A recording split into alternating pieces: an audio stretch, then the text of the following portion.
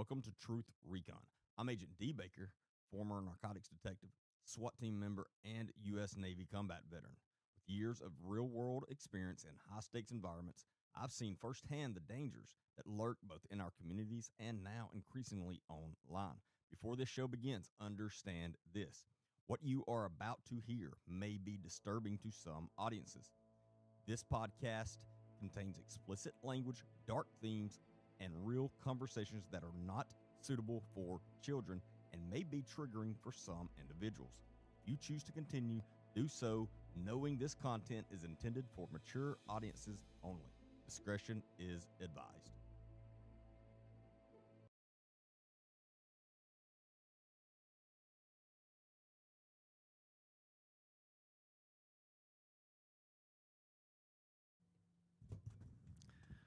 What's up, everybody?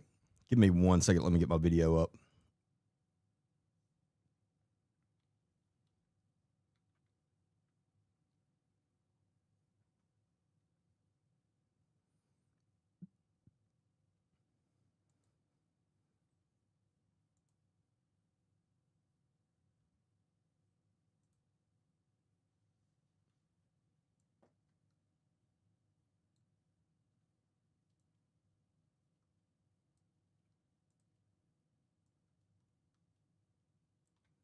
All right.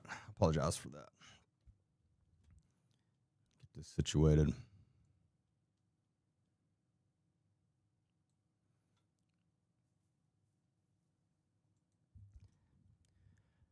So I hope everyone's having a good, what day is it? Wednesday night, and had a good Wednesday.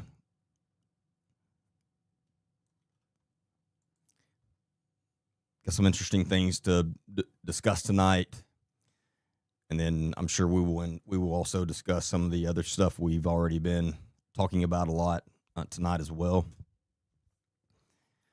But one story that was brought to my attention in the last few days is really bothering me, and it falls right into that culture that we have been talking about, that we have to change with how this is our society overall looks at child predators. This should be the ultimate crime, that if you're caught, you're convicted. That should be it. There are no second chances for those people. But we're still seeing too many times in this country, at least, that's not happening. And it's so frustrating that some people are still looking at this like it's some minor thing.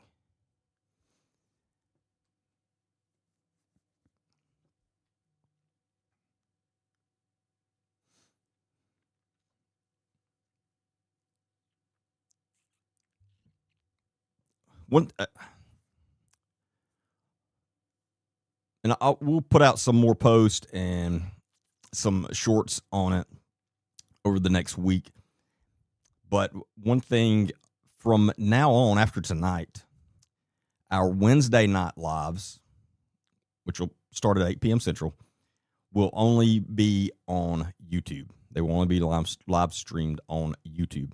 So again, if you're not subscribed to my YouTube channel, make sure you do that so you're not having to miss my Wednesday night lives.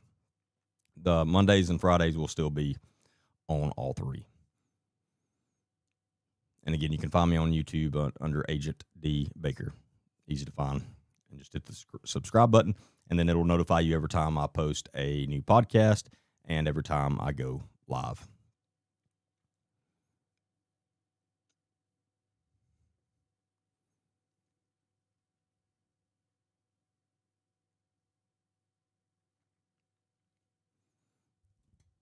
We don't have a ton of people, but we'll go ahead and get started. I'm not a big MLB, Major League Baseball guy. I enjoy going to Major League games in person and college games in person, but other than that, I'm not a big baseball guy. But Wander Franco, who has been playing and is currently still playing with the Tampa Bay Rays, has had some trouble come his way. And again, if this doesn't make you angry, you probably need to check your pulse. But he is the shortstop for the Tampa Bay Rays and was found criminally responsible. And I'll explain the reason for that phrasing.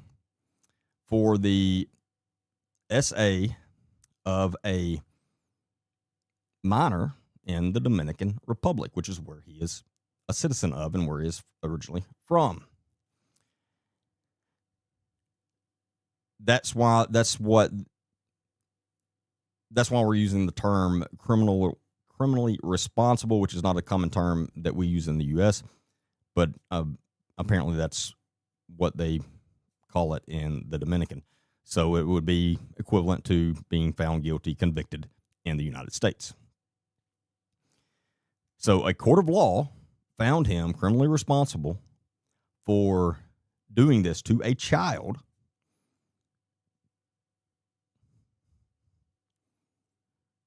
And he's walking free right now. Now, I understand that's not the U.S. You're exactly right. That's a completely different country. I get that. Nothing we can do about that. Here's the big problem. The Tampa Bay Rays, the organization that signed him to a 11-year, $182 million contract. Let me say that again, 11-year, $182 million contract. They still haven't cut him. Still haven't terminated his contract. Still haven't done a single thing to hold him accountable at this point. And to me, that's almost as disgusting as the crime he has committed. And again, I want to be clear. This is not an allegation. He was found the equivalent of guilty and convicted in the Dominican Republic.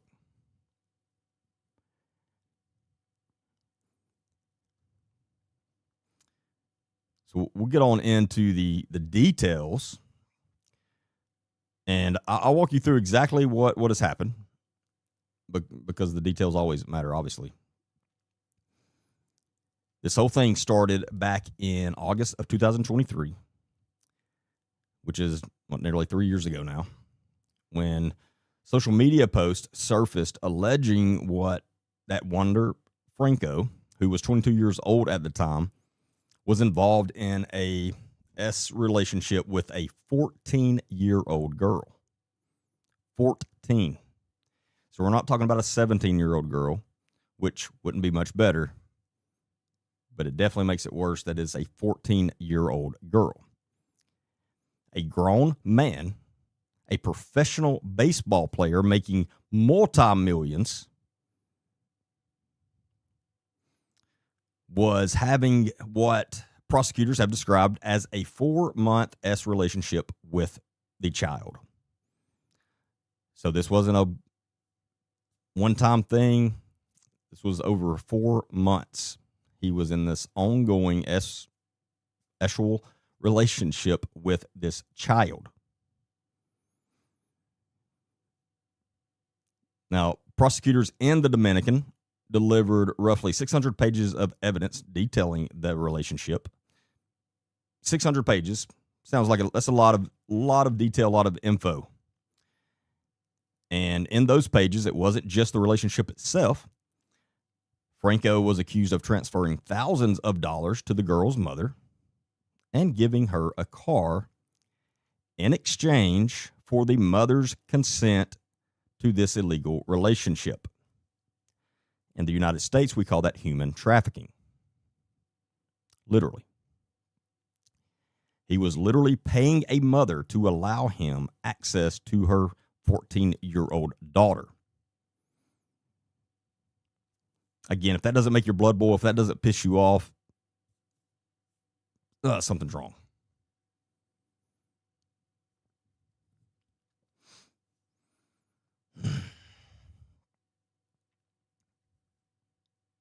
But, he's good at baseball, so who cares, apparently. It gets even worse. When all this first came out in 2023, the Rays put Franco on administrative leave, and that sounds like they're doing something, right? Wrong.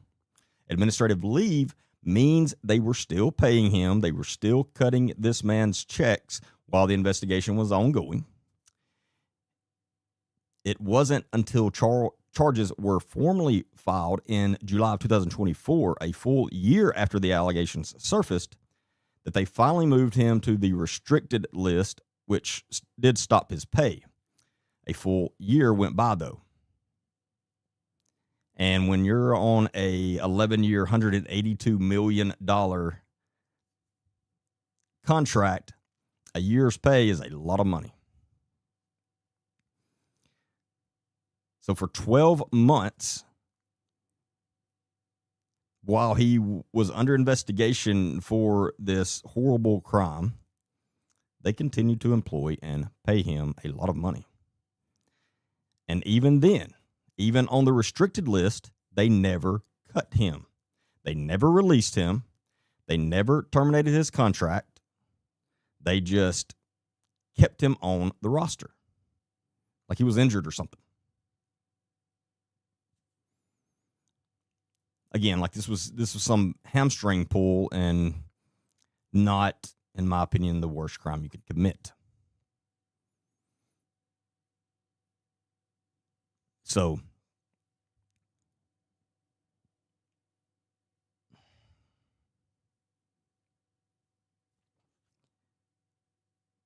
and if I wasn't clear, after he was convicted,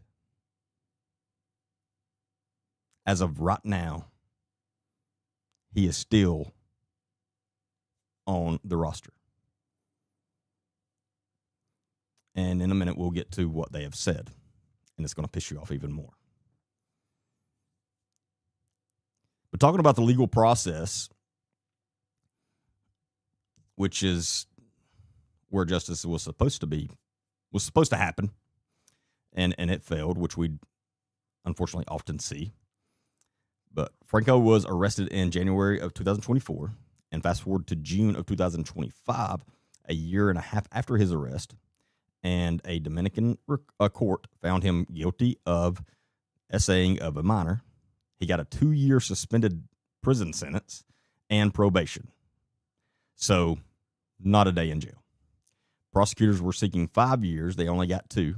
Suspended, meaning he never spent a single night or day in jail. Both sides appealed, and Franco's defense wanted him completely cleared. Prosecutors wanted a harsher sentence, and in December of 2025, an appeals court voided the conviction and ordered a brand new trial. That new trial happened just this week. A 3-judge panel, remember, we're in the Dominican, not the U.S., but a 3-judge panel heard the case again, and they came back with a ruling. The judges found Wander Franco once again guilty for the essaying and psychological abuse of a minor. So this is now twice he's been convicted of this same crime. I would venture to say he did it. I don't think there's much question there. A court of law has now said twice that this man is guilty of this.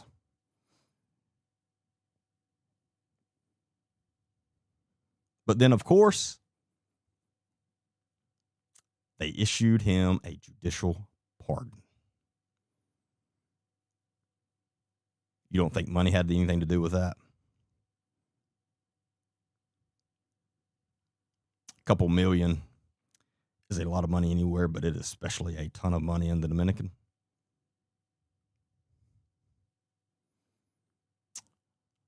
Yeah, nothing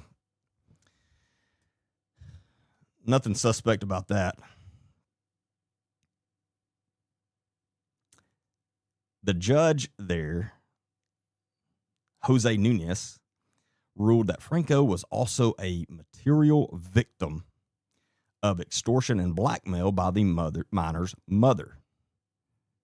So because the mother, who was literally trafficking her own daughter, and he was more than willing to pay, but since she tried to extort him for more money, Franco has gotten now a complete pass on punishment. No prison time, exempted from all punishment after he's convicted twice. We're talking about Wander Franco, the shortstop for the Tampa Bay Rays.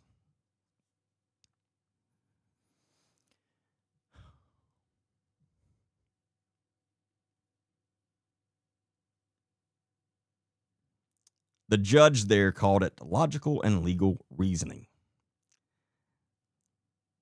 I'll tell you what I call it. I call it a freaking joke. It's a disgrace. It's obviously a system that protects wealthy, famous men at the expense of a completely innocent child victim.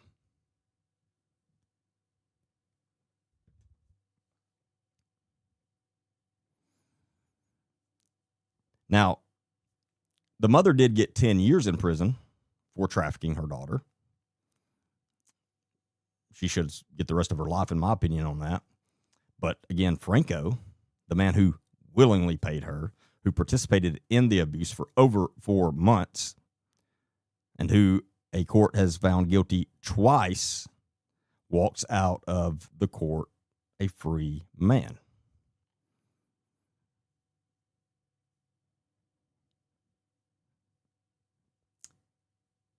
And you know what he did after that ruling?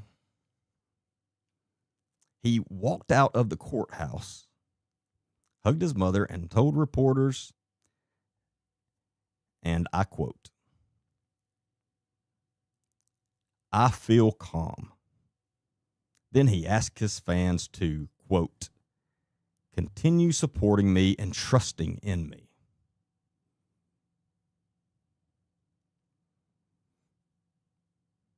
The absolute audacity of this man, who's been found guilty twice for this horrible crime, and he's asking people to keep supporting him and trusting him.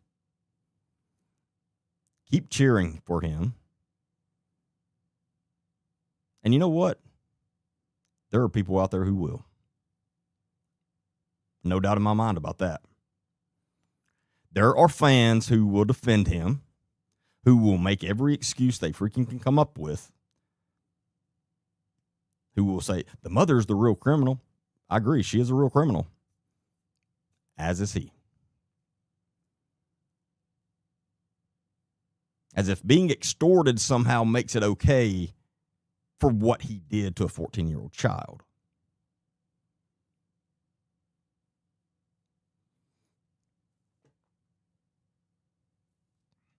Now, again, not a lot we can do about that, considering this in the Dominican Republic, and most of us are in the U.S. But who I am even more disappointed in than even Franco himself, because you know what? I expect predators to act like predators. I don't expect anything different from them. They're evil.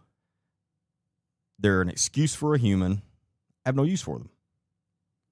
What I don't expect is an organization that claims to care about its community, its fans, its reputation, doing absolutely nothing.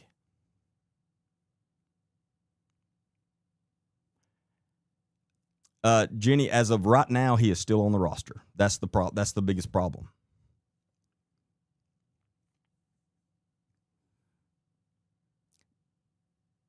The Tampa Bay Rays have released a statement after the ruling, and let me read this exactly what they said, word for word.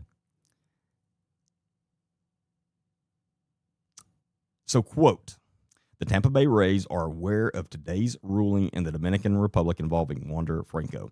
We respect the legal process and the decision issued by the court. This is a serious matter, and our thoughts remain with those affected by the case.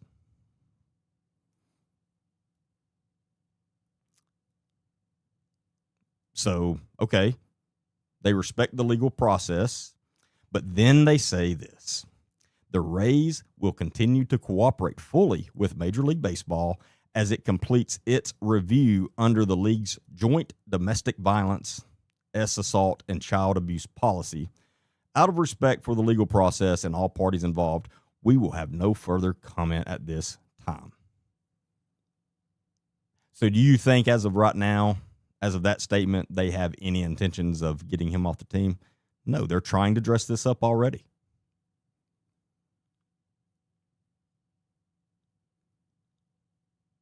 If they actually cared,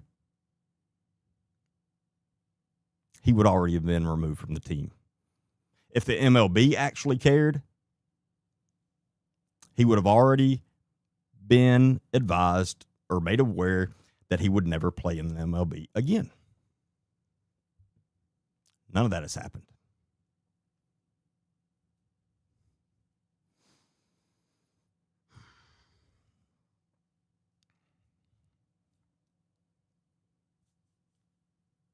No further comment at this time. That's the whole statement. Not, we have terminated his contract. Not, Wander Franco will never wear a Rays uniform again. Not, we stand with victims of child SA. Just, we're aware of it. And no further comment right now. One thing they're betting on and counting on and hoping on is that this is as quiet as possible. That's why we're going to be talking about it. And let me ask you this.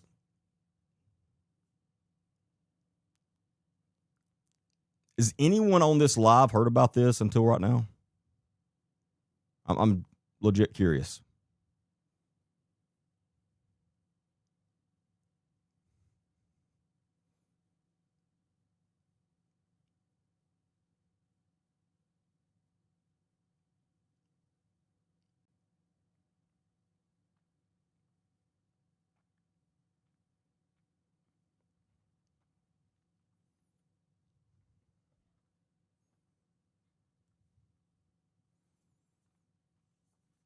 I didn't figure anyone had.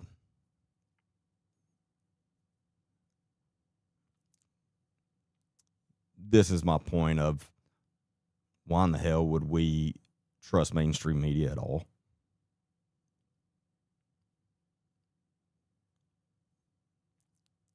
If he wasn't worth at least $182 million, I guarantee you this would be on every single front page of every website, news website, and TV that there is.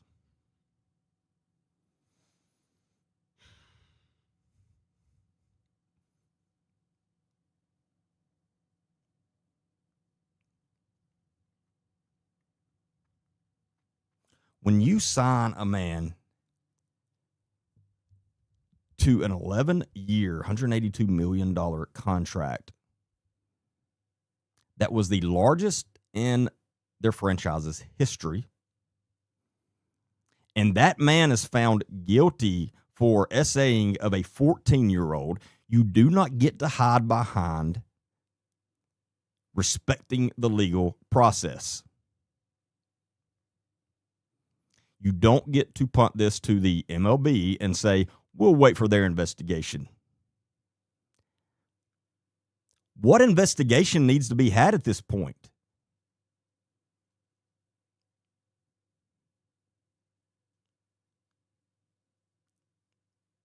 I don't understand that. None. Like, you think someone's actually investigating this further? No, what would they have to investigate further? It's extremely plain and clear what has happened. He's been found guilty twice of this. The mother is in prison for accepting the payments.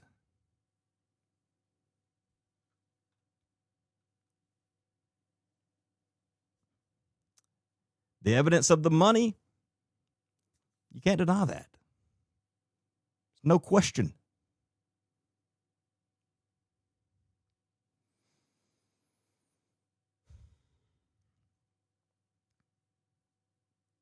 You should have immediately cut him, terminated his contract,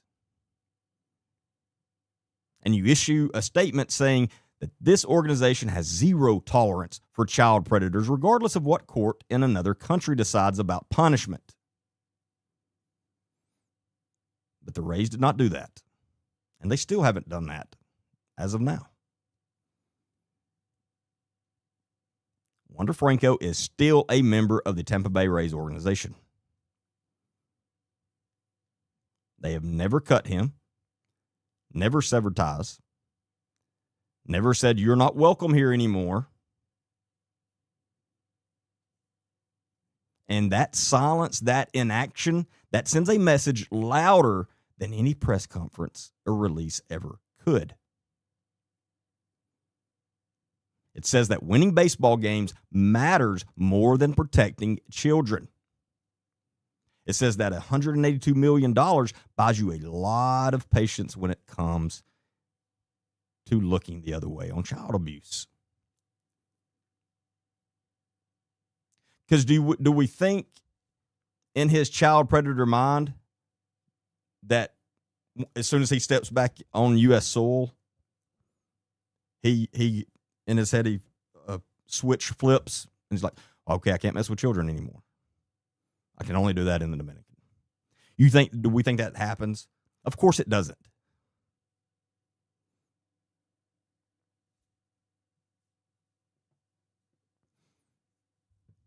No, he is not currently getting paid.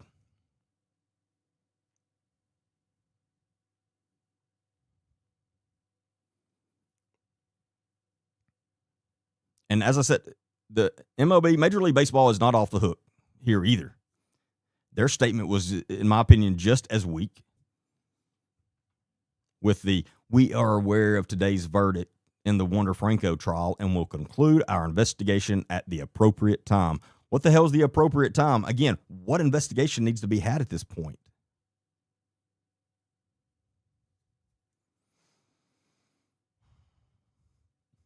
That's kicking this on down the road, hoping it quiets down to where they can do whatever the hell they want to.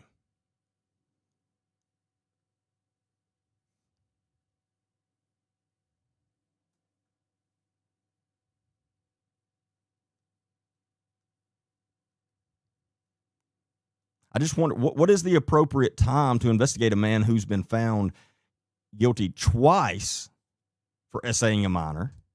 What is the appropriate time to say this man does not belong in this league? This man does not belong in this country.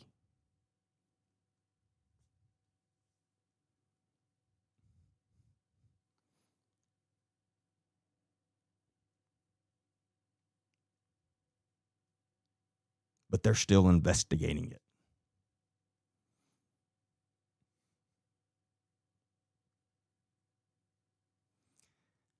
Yeah, no, that's BS, Jenny. It looks like they can't sever the contract legally until U.S. voids his work visa. You're telling me there is nothing in his contract that says, is it in his contract that he can do whatever the hell he wants to? There's no way. There's no way there's not something in that contract that says if you do something that negatively affects this organization, whatever, I guarantee you there's something like that in there. I promise you that. You're not going to promise someone $182 million and then in that contract say you can do whatever the hell you want to.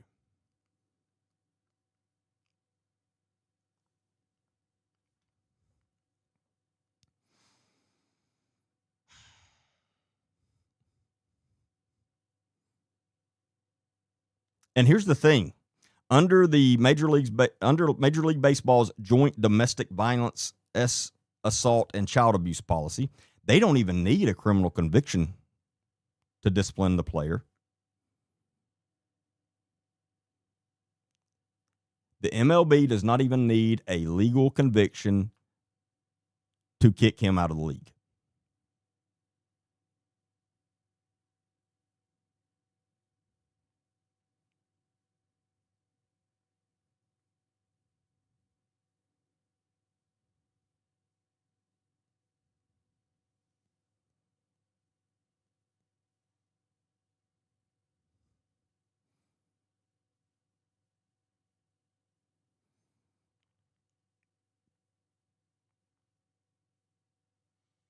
And again, to go back over some extremely important facts here.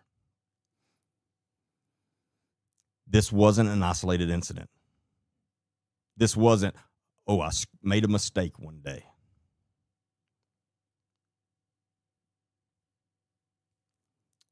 And after the initial allegations came out, this is going to shock you, I'm sure.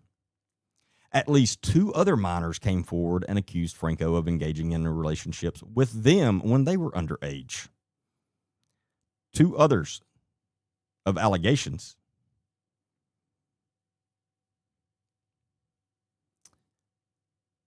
So we've got at least a 4-month period where he was doing it with one victim, and then we've had 2 other victims speak out publicly saying, he did it to me too.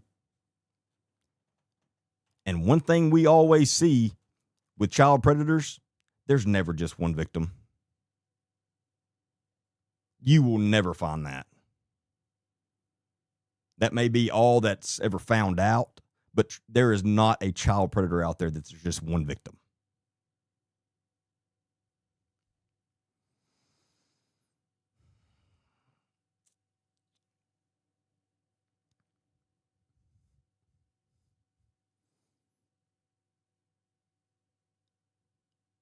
You think all that quietened him up and humbled him?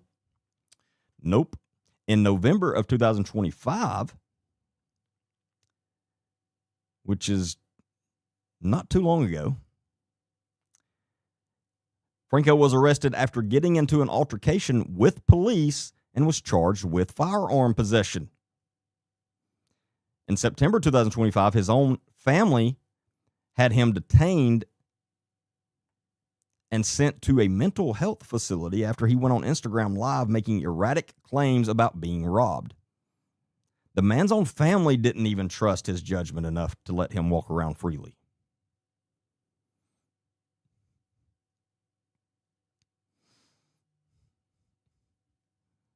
And I want to talk about the money for a second, because this is where the Rays' inactions gets even more suspicious. Franco is in year 5 of that 11-year, $182 million deal. He's already collected millions.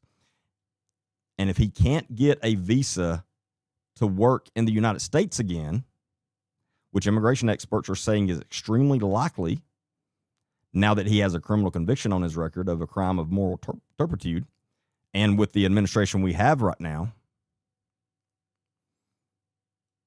the Rays would technically not be obligated to pay the remaining money on the contract. So from a pure business standpoint, cutting him cost them nothing. So there's your contract issues. Doesn't seem like there are any.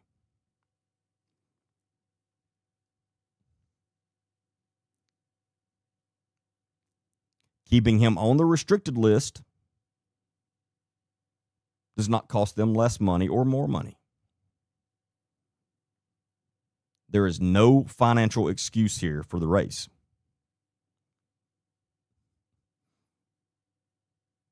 They can't say, no, we can't afford to terminate the contract. They could release him today and it wouldn't cost them a dime more than they're already not paying him.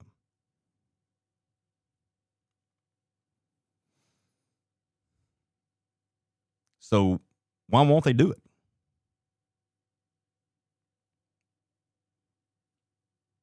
Why would you not just cut the cord and say this man is no longer part of this organization and never will be again? I can only think of one reason they haven't said this, and only one reason why their BS statement read the way it did. They still are holding out hope that somehow, some way, this all goes away and they get their star shortstop back. That's what it is.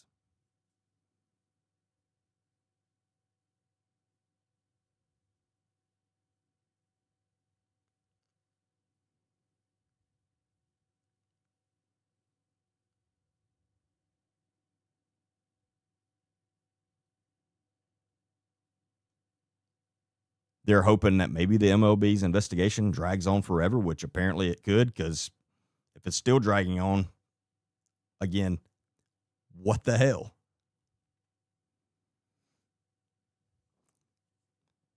But the only reason, I'm telling you, the only reason is because they still have a chance, even though it's slim,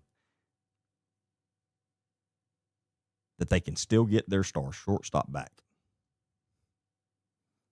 That's what it comes down to. Talent over morality. Winning baseball games over protecting children. And like I said earlier, the hope that this may blow over.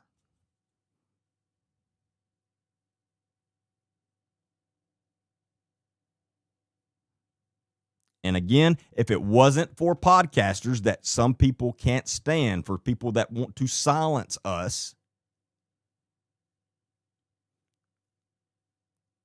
this would have gone completely away because nobody would have heard of it. This is a very big story for one of the best baseball players in Major League Baseball. It should be on everywhere. But again, it's not.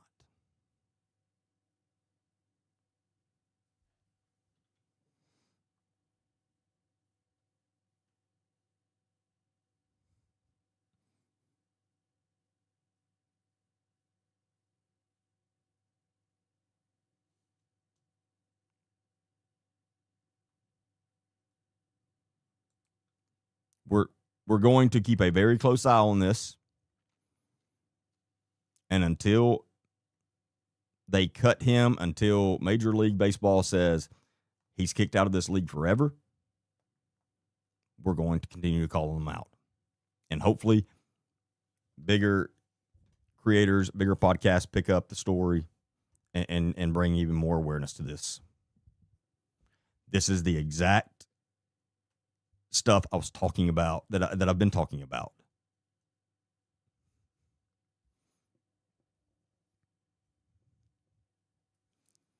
Can he appeal over there? Well, he already did, and he won the appeal, and then he was found guilty again. So, he's been found guilty twice. I'll read the statement. Let me find it again.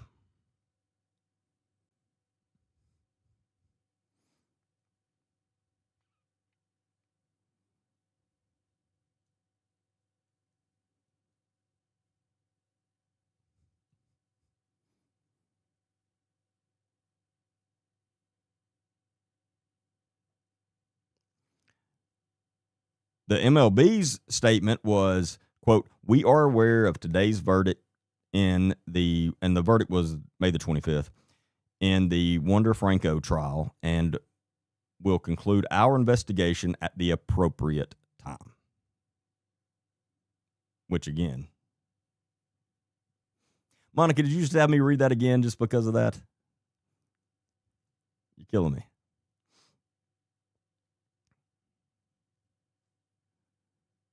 Now, let me find the Rays. And the Tampa Bay Rays official statement was, quote, "The Tampa Bay Rays are aware of today's ruling in the Dominican Republic involving Wander Franco.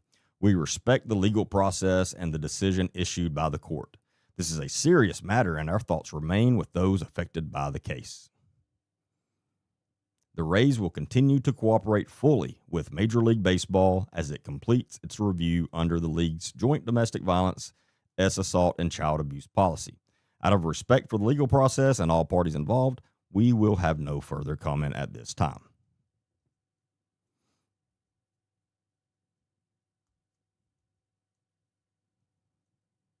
The leaders of these organizations are way different than me, I'll tell you that, because my statement would have been very different.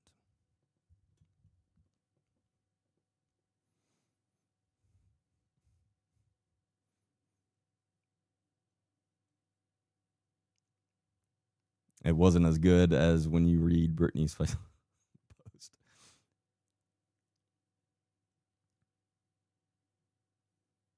But this is the culture. And again, this is one thing that got me so frustrated of the people that was trying to be against Jared Hudson, who is still running for Senate, U.S. Senate from Alabama. This is the stuff he is going to be 100% against. He is going to fight this. We need him in the U.S. legislature fighting this stuff because nobody else up there is doing it.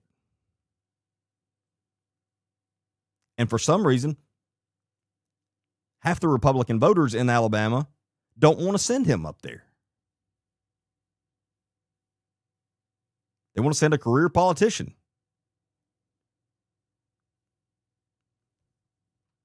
Let's not send a guy that has literally dedicated his life to going after child predators. Let's send a career politician.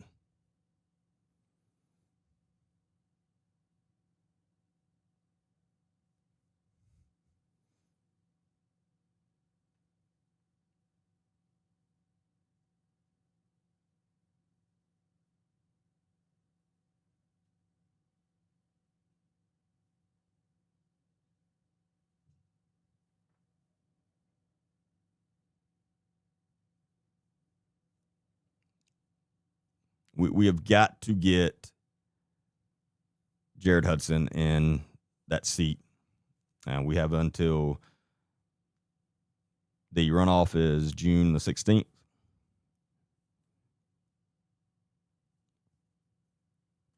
I'm telling you, this is so important.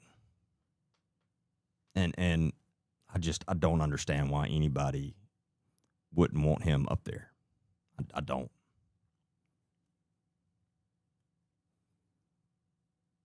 You don't have to listen to anything he says. Look at his actions that he's been doing his whole life, his whole adult life.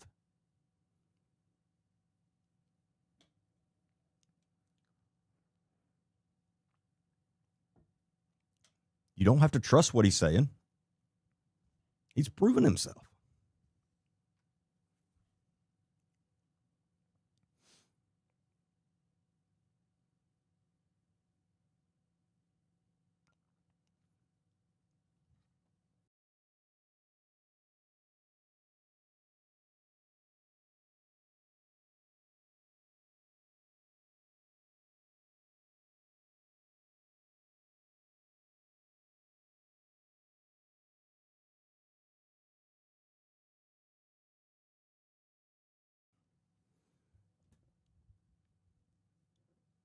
We were talking about Wander Franco, who is a shortstop for the Tampa Bay Rays in Major League Baseball.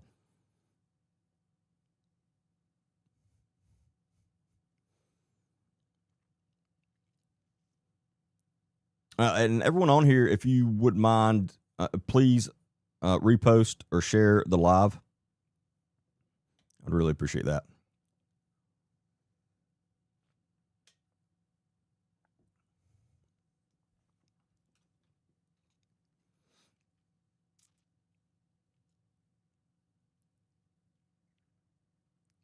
And we're going to talk about some more about the cult. And actually, I know one thing I want to talk about.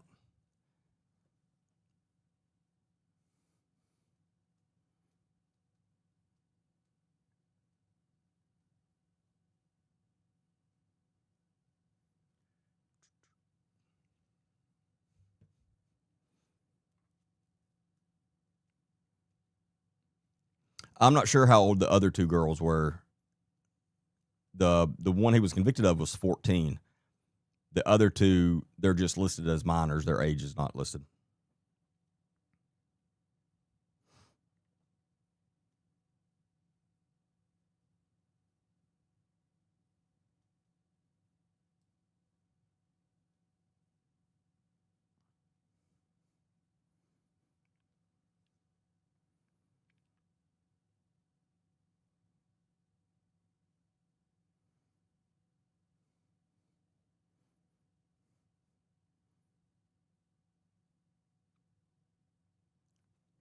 I want to pull this video up.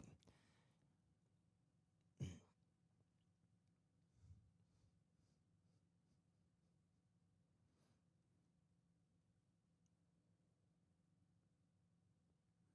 know, I've said this before when I talk about the ramp, which is the cult disguised as a ministry out of Hamilton, Alabama, and all the problems going on there, child predators, all that. And I'm constantly saying I don't use the term cult lightly. It's not a term I just throw around. And because one of my biggest pet peeves is people that just take these very serious words, these very serious terms, and just toss them around like they're nothing. When you do that, you are being so disrespectful and you're downgrading people that really suffer from these things. Like, you have to understand that. And there's a bunch of terms that we do this too. But we've seen in the church world, the word cult is used way too often, and that's why when we're talking about a legit serious cult, that a lot of people don't think anything about it because we just throw that term around so much. And for some reason, every mega church, there's certain people that just deem if they're a mega church, oh, they're a cult. They're a cult. I've never understood that. That you're ignorant if you say that. Because then when you ask them, why do you think it's a cult? Well, they're a mega church. That's your reasoning? Learn some definitions. But this is one of my pet peeves. Racist. That's a term they're being racist. Do not use that term unless somebody's legitimately being racist, because there are racist people. There are people that deal with real racism. And when we use that term so lightly and throw it around when somebody's really not being racist, it downplays the ones that's really dealing with it. And again, the same thing with this. And so let me get this video up. Man, this pissed me off so bad.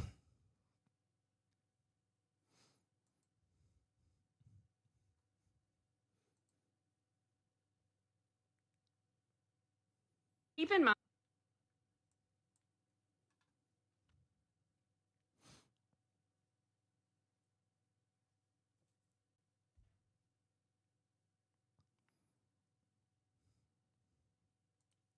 Keep in mind, the same church that has been in the news cycles for allegedly rehabilitating pedophiles into the ministry is now angry at me for pointing out that their pastor's saying that high schoolers are women is inappropriate.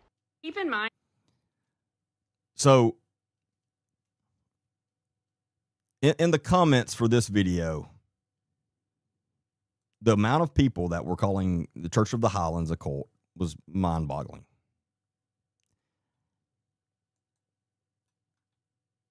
If you're not familiar with what we're talking about,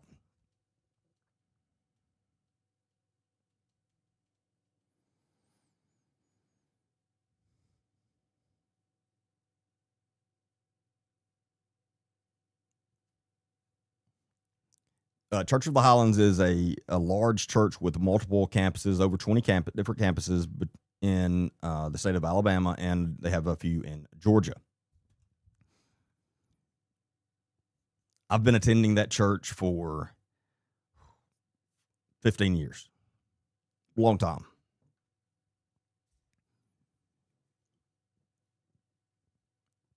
It's not a cult in any way whatsoever. Anyone that actually goes there will tell you, like, it's that church is so different from anything that we talk about with the ramp. And people want to talk about Chris Hodges, which is he was the lead pastor. Now he is running the Highlands College. That, he's so rich, and he has no say in the finances. He is not over the finances of that church. He has an outside board that is over the finances. I mean, you can't get more accountable than that.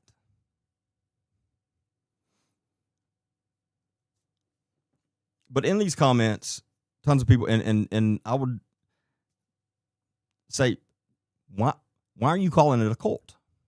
And this creator, well, I ain't calling her a creator. She's got like 10,000 followers. She was calling it a cult in the comments. I've been investigating this cult, and what I'm like, why? Like, you can't just throw that term around.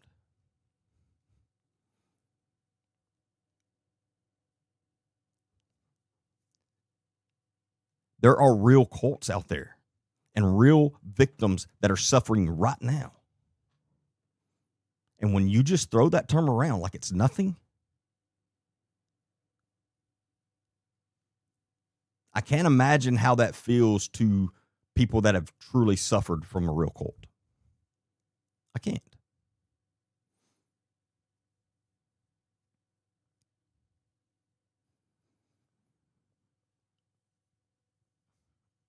And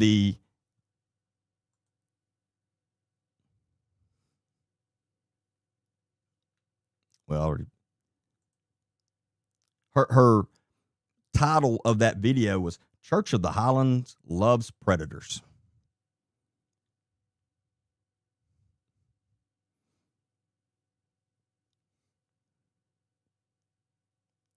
And there are people talking about they have a rehabilitation place for predators.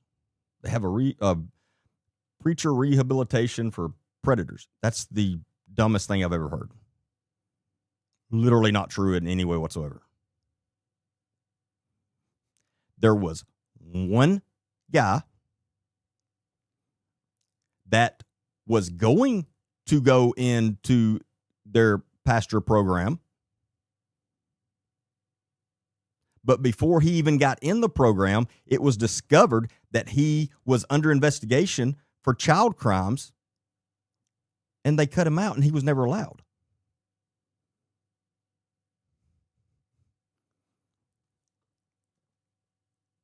And that's where these people are saying they have a rehabilitation thing for predators. Stop saying stuff when you don't know anything about it. Like, you're just making up shit. And this is a prime example. I commented on, that's all I said in her post on the comments. I said, you should research because this is not true. And she should, I didn't even say this, but I hope they sue her. But I said, you should research this. This is not true at all. She blocked me.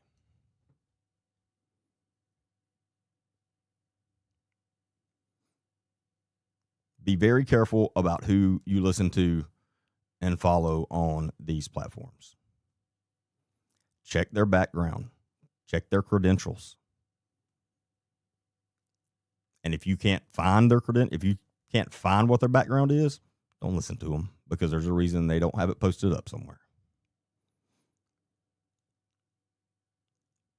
I see people all the time pretending to be attorneys and giving out horrible legal advice, and they're in a suit, and just by looking at them, you think, oh, must be an attorney, and they are acting as one, even though they don't say that. But they're putting it off that they are, and they're giving horrible advice. And then you go click, and it doesn't say their background anywhere. It doesn't say what they do for, like it's nothing, and there's a reason. Be very careful.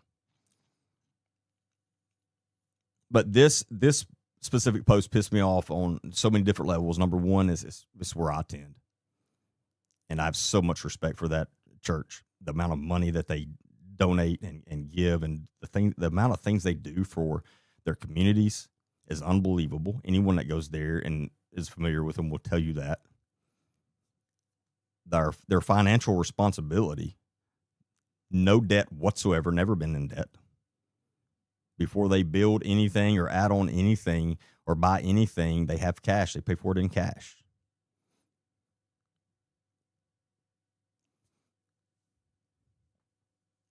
But it pissed me off in that sense. And then also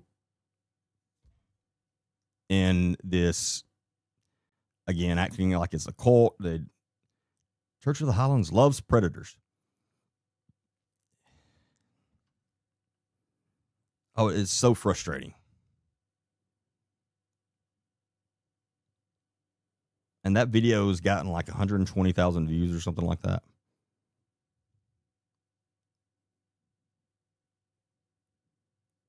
I don't know how you sleep when you purposely spread wrong information like that. I don't know how you sleep at night. There's something wrong with you. Katie, if you pinned a comment, it's down. I don't see it.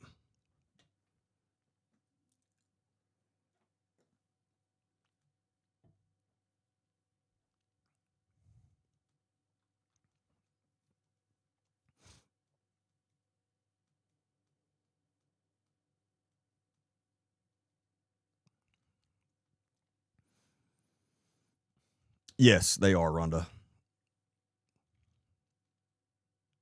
But you will never find not one person that's ever attended that church that says it's a cult. Like you won't. The only people that say that are people that's never been to it. And again, that's the same people that, look, there's nothing wrong with mega churches, people. You know, I see people talking about some of these mega church. Hold on a second.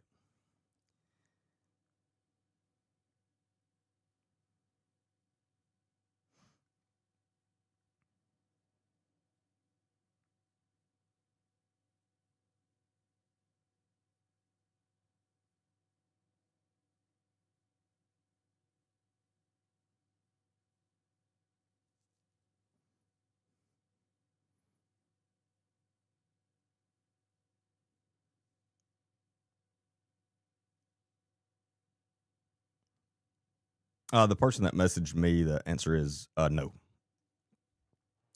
But I see people,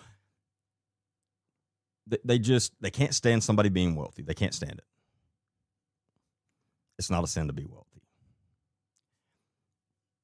My outlook on that is, can you help more people? Who can help more people? Somebody that has $1 in their pocket or somebody that has $1 million in their pocket? Realistically, who can help more people? The person with $1 million. That's just the way the world is. You can help people if you have $1 in your pocket, but you can help a lot more people with $1 million. That's common sense. So why are we against someone just because they're wealthy? It's crazy. But anyway, I see people talking about this, and Joel Osteen. This is one that so many people just, they have no idea what they're talking about, and they spread just complete false stuff about the guy. It's just, it's crazy. And again, I don't know how you sleep at night when you're just randomly talking about somebody that you know nothing about, obviously. My aunt and uncle was out in that area and attended Joel Osteen's church one time. Or I'm sorry, well, first time and then the second time. So they attended in 1 year. One time they were out there in the area. And one thing that they were impressed with is at the end of the service, he literally introduces himself to every single person that's in attendance. He gets their names. He introduces himself, every single one of them. We're talking like, I don't know, 20,000, 30,000 people. A year and a half later,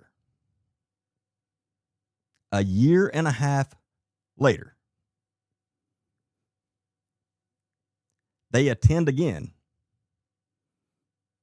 And this man remembered both of their names.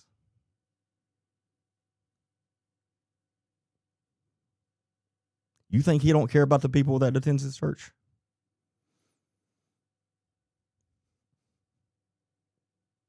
Think about that. That's impressive on so many levels.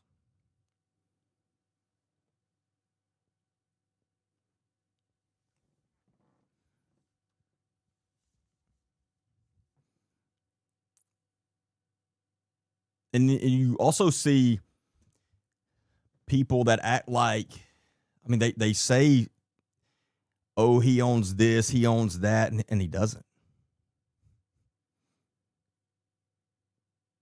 And then here's the kicker. And I didn't know this till about 6 months ago.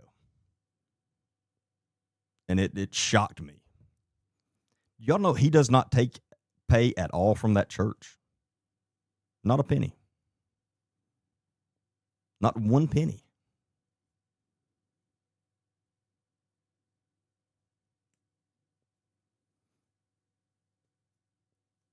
But there are so many people out there who literally legit hate him because he's the pastor of a mega church, because he's built something huge. I don't know him personally. I can't say he's the most perfect man in the world. I just know that the things that I've heard from legit sources, very impressive. He doesn't profit off that church at all. Again, that shocked me. Anyway, that was completely off subject, but I don't understand that people's issues with. Let me tell you something. An issue I have, and if this offends some of you, it offends some of you. I'm just being honest. I was born and raised in a very small Free Will Baptist church. 20 people there on Sunday, 30. Great people, amazing people that attended there. Most boring thing I've ever sat through in my life. Just being honest.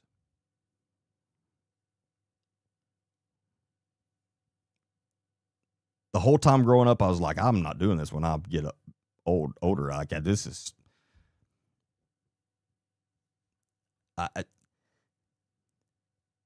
Why do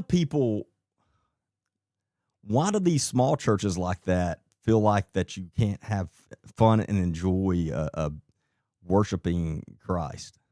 That's a legit question. I've never understood that.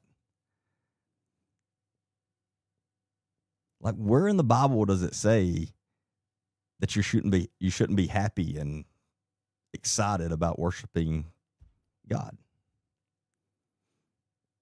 Why is it that we can go to a concert, whether it be rock, country music, whatever, and jump up and down and scream and yell in excitement, but my God, do that at church and they kick you out in these small churches, some of these small churches. Yeah, I'm not saying every single one of them, but any one I've ever been to, I've been to a bunch. They're all like that. But, and again, like I said, I've attended what a lot of people call a mega church for over 15 years now, and never once have I been bored. Never once, ever. It's a whole different level of just keeping you excited and involved, and you can't wait to learn more, and I just don't understand it. Again, completely off subject what we're talking about, but we're going to move on.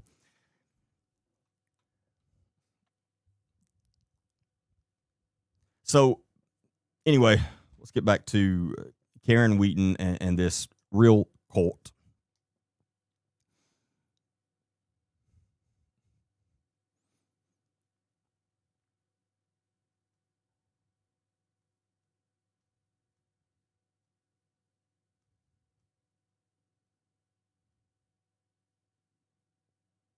You don't have to keep your opinion under your hat. This is open.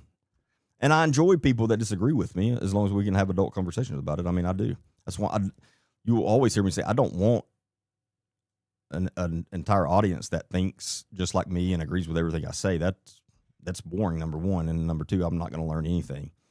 And I've rarely had a conversation with someone that disagreed with me where I didn't learn something. And I enjoy that. I know that we're all different and we've all had completely different lives and everybody doesn't think like me. And again, that's the way you learn. You shouldn't be against that. You should always be open to that. And don't be afraid to disagree with someone. You want to be respectful about it, but don't be afraid to disagree with someone.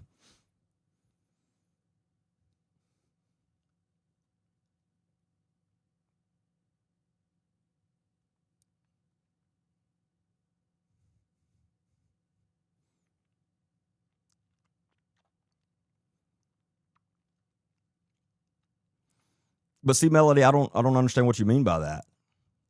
I'd rather be in a small, close-knit church that preaches straight from the Bible. The church I go to preaches straight from the Bible. 100%. And we have what you call small groups, and you make some of the best friends you've ever had in your life there. You get very close to tons of people. You have a whole, it's not different. That's what I'm saying. I think people that's just never went to one think it's so different. It's not.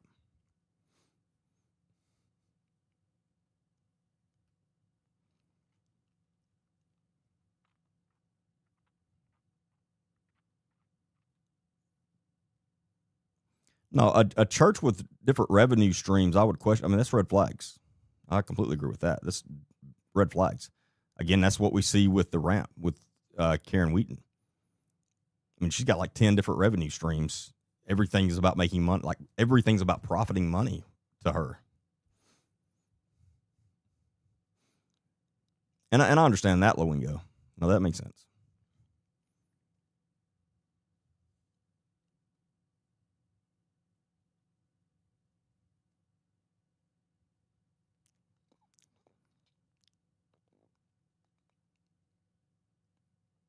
Yeah, we have 3 services every Sunday morning, 3 different services.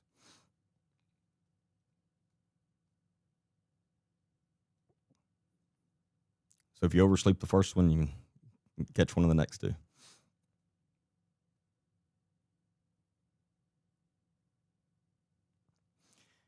My husband asked why our preacher was yelling at him. And that's another thing. No, learning communication and speaking, that's not a good way to communicate. People don't listen. No matter what you're yelling about, like if you're the preacher, if you're up there just yelling at people, they're not listening to half the things you say.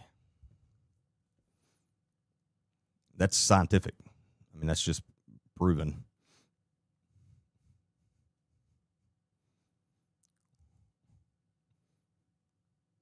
So you've been to Joel Osteen's church, Melody?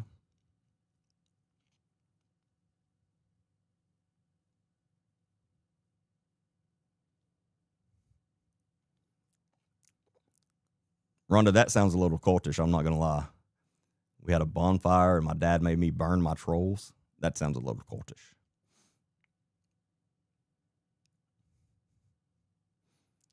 Daniel Savella.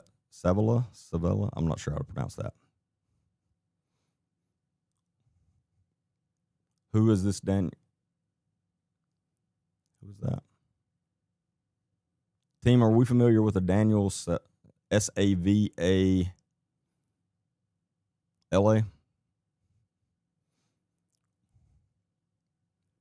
We had to take everything of the devil and burn it. Did y'all burn books? If your church burns books, you're in a cult. Just saying.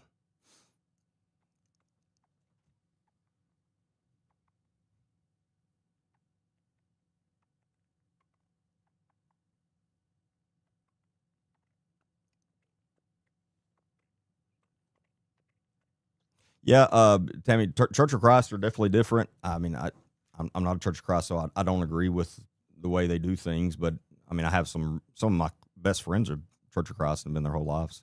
I mean, I respect them, but yeah, I don't agree with a woman doesn't mean anything, and the man's in control of everything, and woman can't talk back to the man, and it's just not 1940 anymore.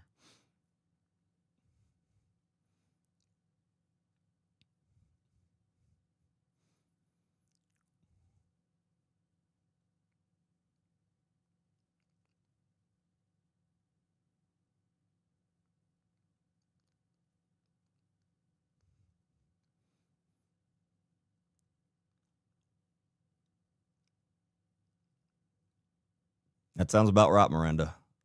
I went to a Southern Baptist church. We had Disney burning taped VHSs, books. Was was your preacher back in the day one of those that believed uh, some of the rock and roll albums had messages if you played them backwards? That's been completely debunked, by the way, for those of you that still may believe that.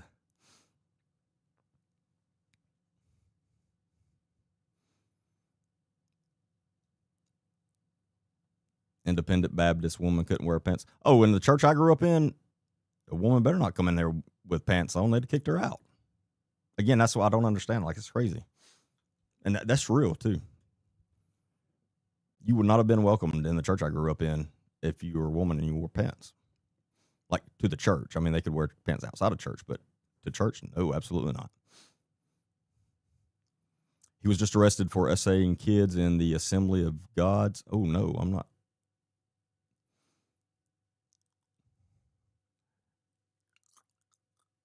Yeah, team, let's take a note of that. We'll check. Well, yeah, we'll look into that.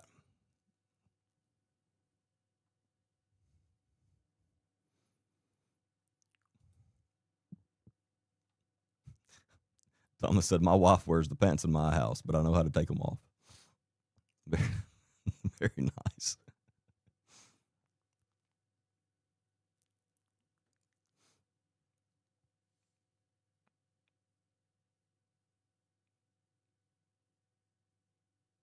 All right, I've probably offended enough people and lost enough followers for dogging their church. So we'll move on.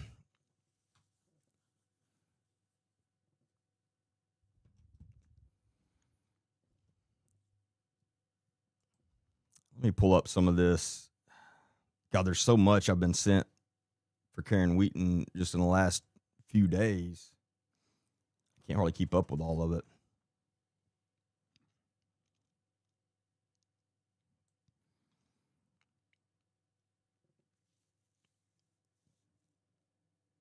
I want to bring this up too because they need, speaking of church, they need prayers as much as possible. Will Roberts, and if you're not following his mother, Brittany Battle Roberts, on Facebook, go do that because she updates everyone on his health. But they received some really terrible news yesterday, and his cancer had spread to his brain. They're still fighting, but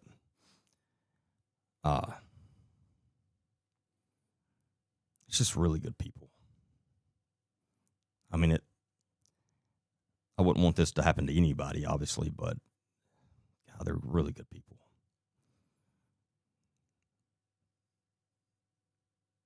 But make sure you go follow her page.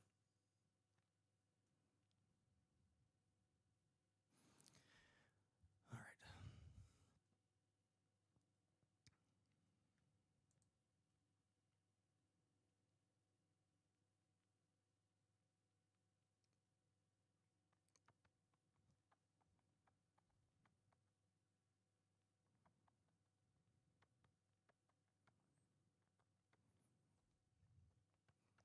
And also, let me be clear, because we're talking about churches and things like that. Please don't misunderstand me. I am not claiming to be the perfect Christian. I've got a lot of work to do on that. I wish I was a lot better at it, but I'm not claiming that. So please don't think that.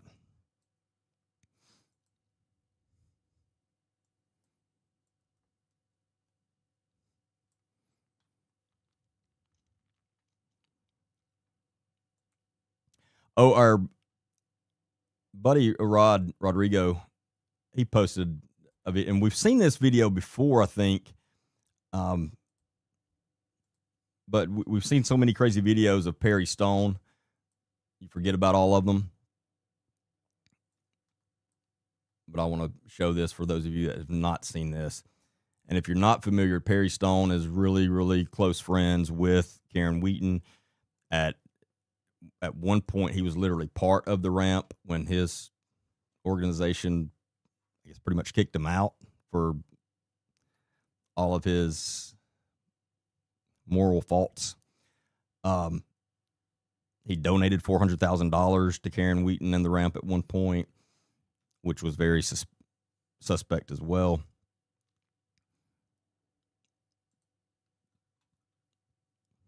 But this is the kind of stuff that you hear in cults, not a real church.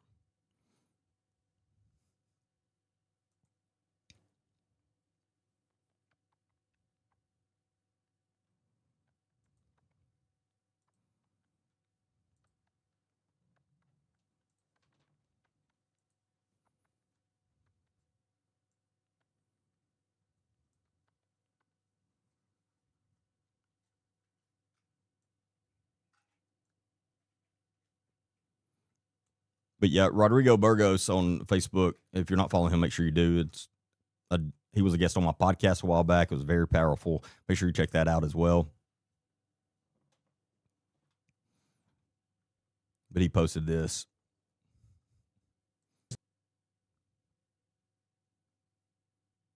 Why is there no sound?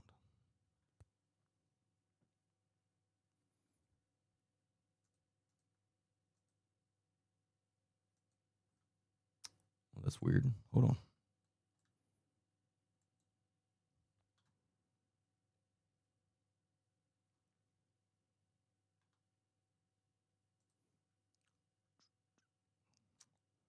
Well,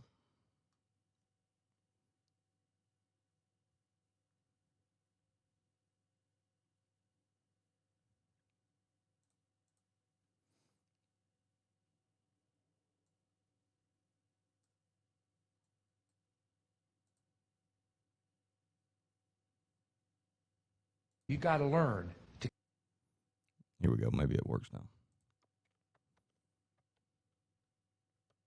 keep the secrets. If people can tell you something that normally would blow you out of the water and say, I can't believe they just did this. Oh my God, I can't believe, man, they miserably messed up. But if you can hear it and go to your prayer closet and never speak it. What do you mean? What do you mean? What do you mean? You're going to be in the presence of greatness. People who hear from God and people who know a lot. And they know information. And there's going to be times they have to discuss things. And the greatest thing you'll ever learn when you're in the presence of greatness is to how to shut your mouth and let other people talk. And you listen and never repeat it. What is wrong with you? Learn to keep secrets. You want to go far in ministry? Keep your mouth shut. You see something that you shouldn't have seen, maybe a little bit of illegal activities, keep your mouth shut. You heard something about somebody doing something extremely wrong, keep your mouth shut. You want to serve the Lord and be on stages and prophesy and make money, be around people who have tons of notoriety in the Christian sphere? Learn to keep secrets. It's daddy. Yeah, that's something, thankfully, that in no church I've been a member of I ever learned. We got to keep secrets. If your pastor is teaching you that, that's a red flag. That's a red flag.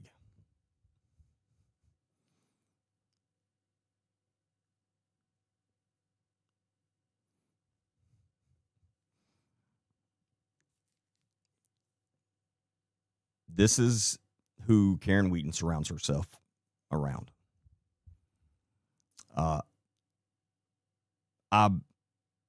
Somebody correct me if I'm wrong, but I think that was when he was at the ramp when he gave that message. Am I wrong? Maybe I just made that up, but I'm pretty sure that it was there.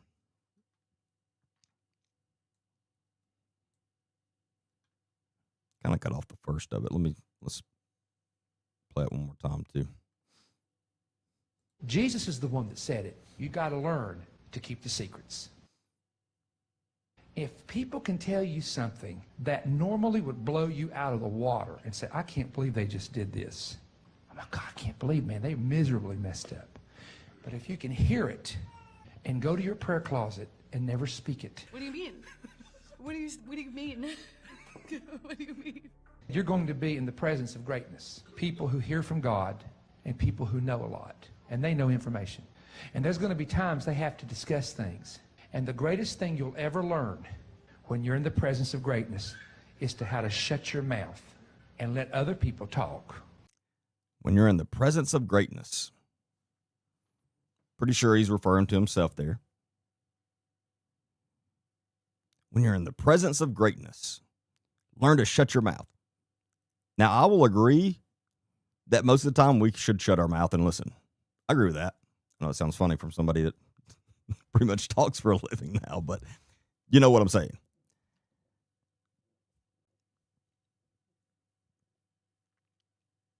I don't remember learning that in the Bible, that we're just supposed to, again, just keep secrets, sit in a corner, and shut our mouths. Is there a time and place for that? Absolutely. But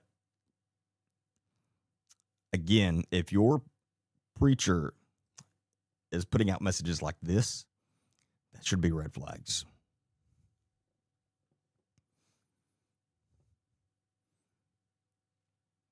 That is very concerning.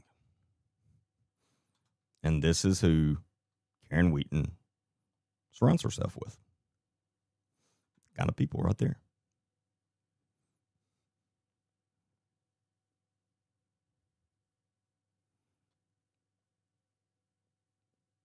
Hey, what's up, Steven? I was there. He had us allegiance to Karen. I was given a prophetic word. I was being pulled into that circle after the message.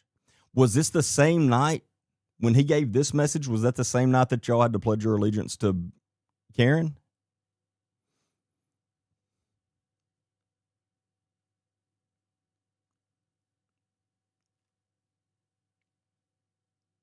I didn't realize that. Wow, my goodness.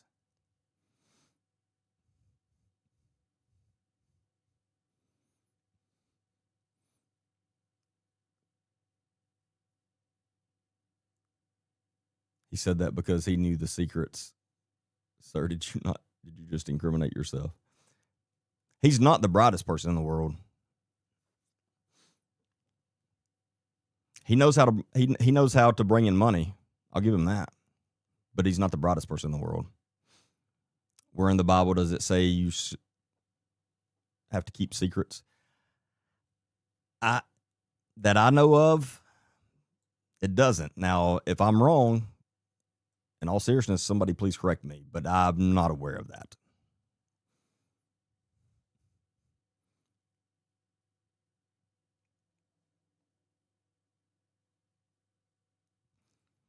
Yeah, so that was the same night. So on this same night, when he's preaching this message, is when they made everyone get up and go down and kneel down to Karen Wheaton and pledge their allegiance to her. Literally. Again, if your church is doing that, you're not in a church, you're in a cult.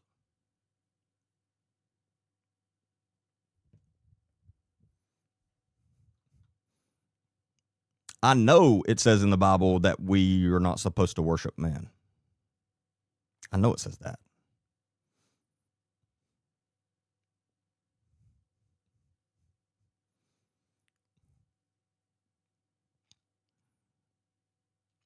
Yes, I know, and yes, I know the Bible tells us you're not supposed to keep secrets to yourself.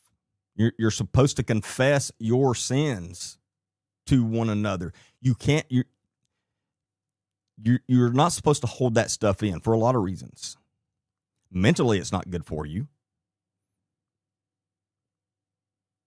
And if you're a Christian, that's what God tells us to do. And I've said this before, if there is a secret about you that no one else knows, you need to change that. That is not good for you. I don't care how bad it is. You got to find somebody that you can discuss things with. That is not good for you. That will eat you alive.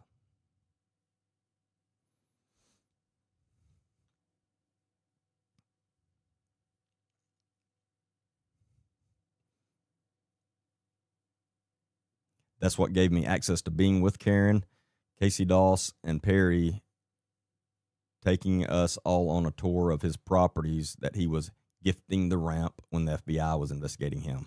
That's why I left. Yeah, so I did know that. And that's why I was saying when he gave, I didn't realize he gave other assets to them as well. I knew he'd given $400,000, but that was in the middle. He was being investigated by the FBI at that time. Again,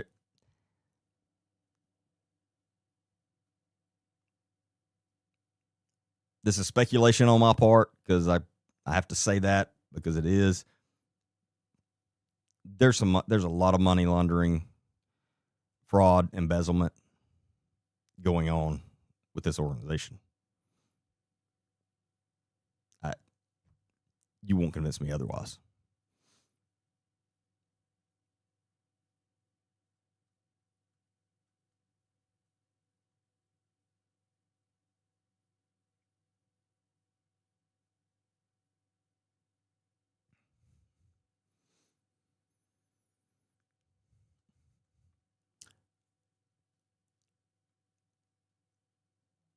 I never got told, but it was after somebody got fired.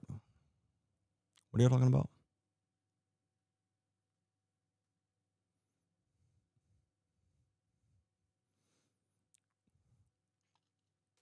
He gave OCI property, which OCI is his ministry, properties to the ramp and made them Ramp Cleveland with her pedo son-in-law as the lead. Oh, okay, I do remember that. Yeah, I'm telling you. So this is what I'm talking about. And Stephen said that's when he left. That's when it set into him what was going on. So he used his senses and said, this is not right. And he got out.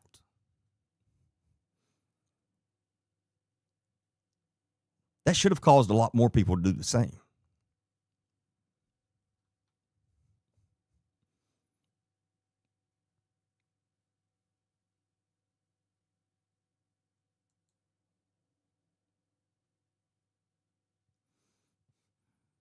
And this is one thing I always talk about with the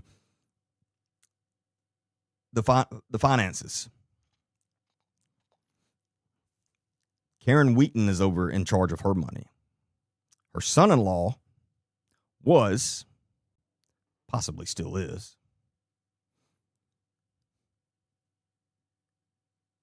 there's no accountability there whatsoever. That's a red flag. Because someone that runs an organization like that leads an organization like that, that's bringing in that kind of money, if they have nothing to hide, they do not want to be the one responsible for the money. That's common sense. Again, they're going to have a board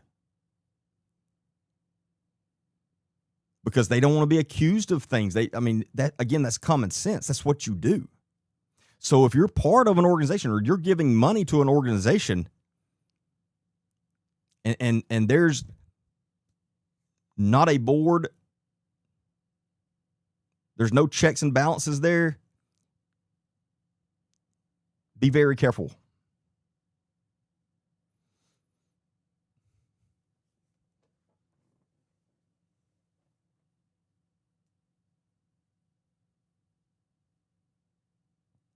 The Cleveland DA told me to my face they were money laundering between Perry and Karen. I mean, I could, like I said, I have to say, speculation on my part. I mean, I've worked money laundering investigations, some pretty big ones. That this is pretty clear. But again, it's me alleging.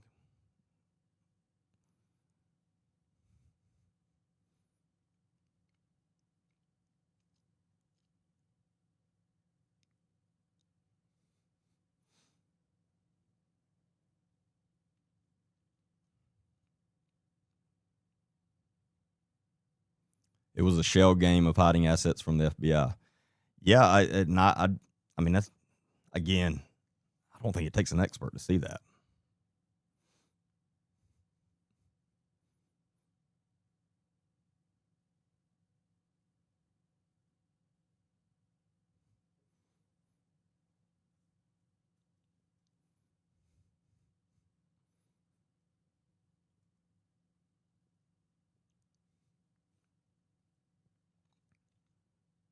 But yeah, Samuel Bentley being in charge of the money, well, we know he has great, outstanding morals and ethics. So obviously I'm being extremely sarcastic because he obviously has zero morals, none.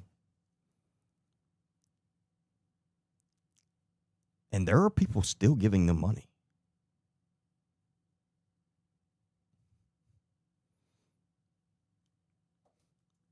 I sit here and speak and talk for like 4.5 hours a night. And as of right now, I've had people give me $1.77. That's it. People write them checks for thousands of dollars all the time. Karen will get up and say, we need $250,000 for this project. And within a week, she has it. I mean, people are just dying to give her their money. It's crazy.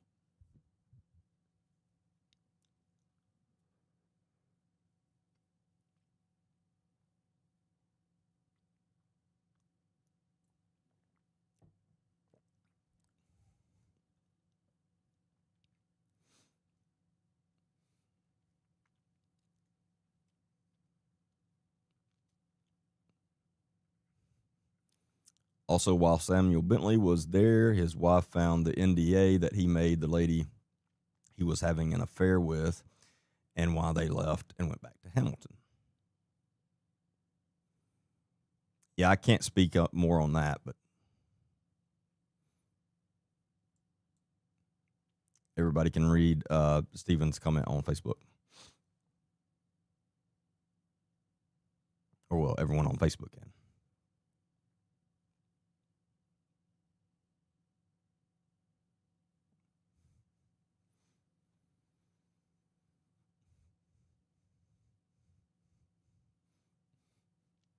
But we just,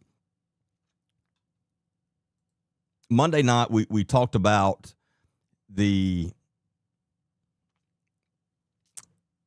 Wheaton has now been served with at least 2 lawsuits. And as soon as that started happening, they're trying to liquidate everything.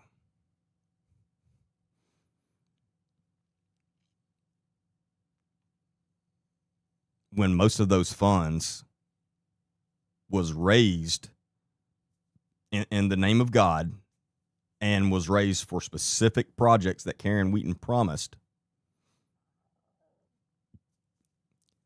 there's a whole lot of illegal stuff going on there.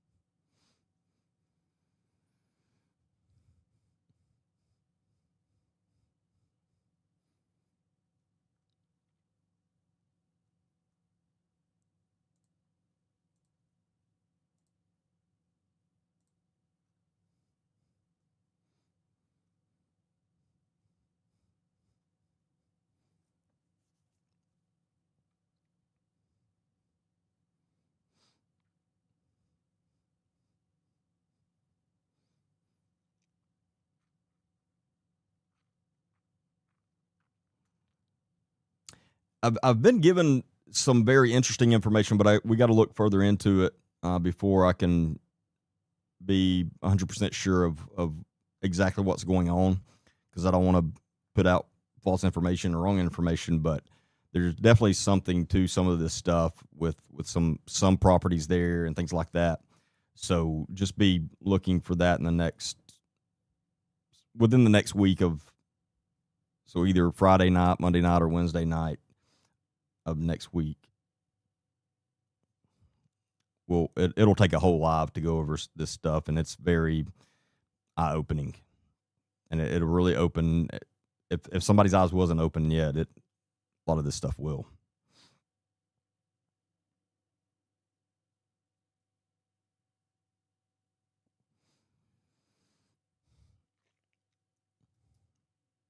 Now, I got to tread this lightly. Well, let me find it.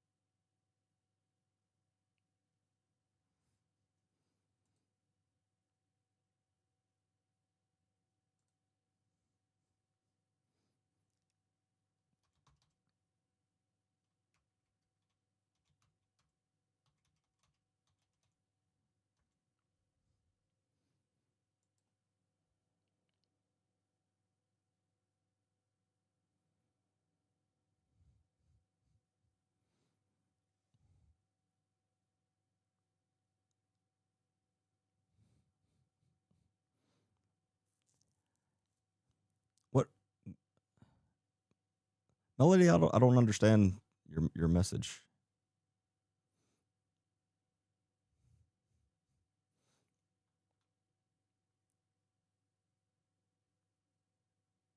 Oh, okay.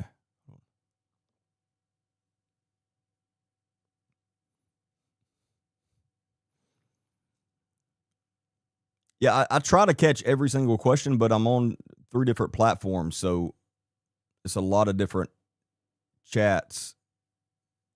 So if you ask me a question and I just don't get to it, I wasn't ignoring you. I just didn't see it. So don't be afraid to post it again.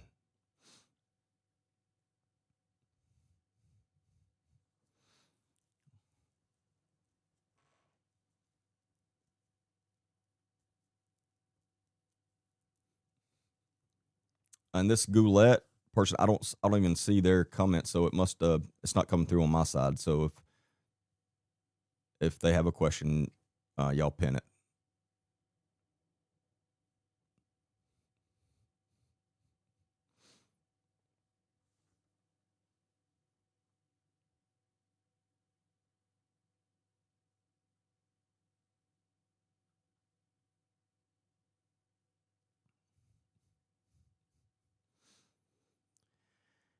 Use the word allege. Don't keep us hanging on your info. Well, it's not that easy. Trust me. I wish it was.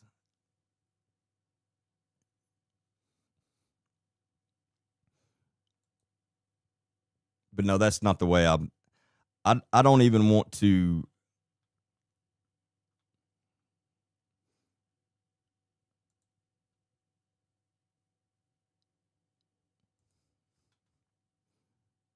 But here, let me bring this stuff up.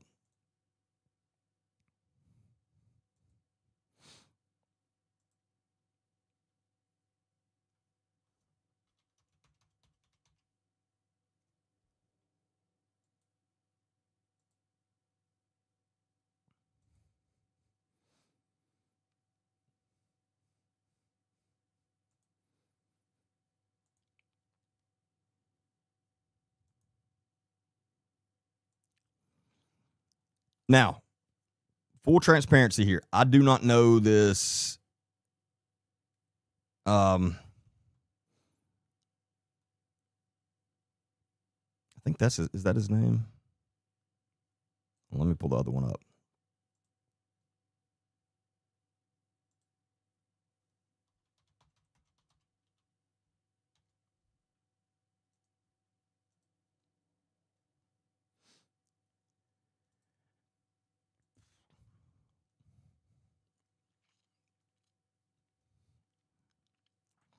Yeah, so this Ethan Mattingly, I don't know him. This is nothing personal towards him. Please understand that. Again, and this is something that I haven't had a chance to dig into, like as far as look deeply into or anything like that.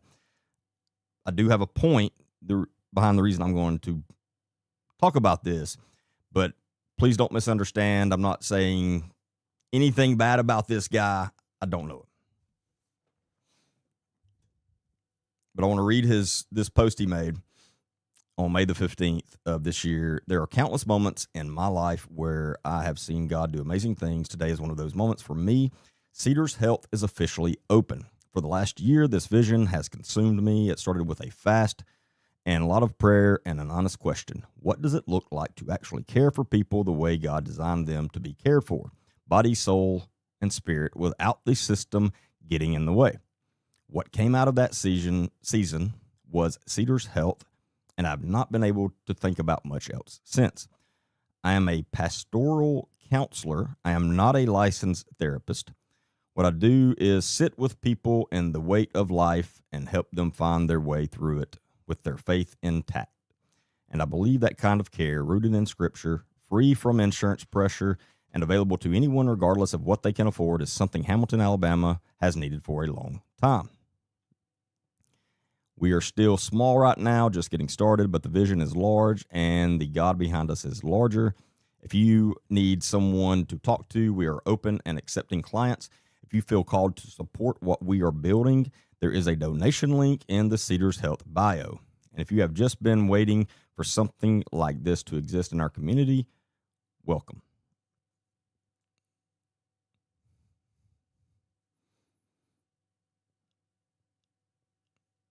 Is this part of the... Okay, yeah. Cedars Health is a faith-based nonprofit ministry built on the belief that people were designed by God as body, soul, spirit, and that true healing and growth can only take place when all three are cared for together.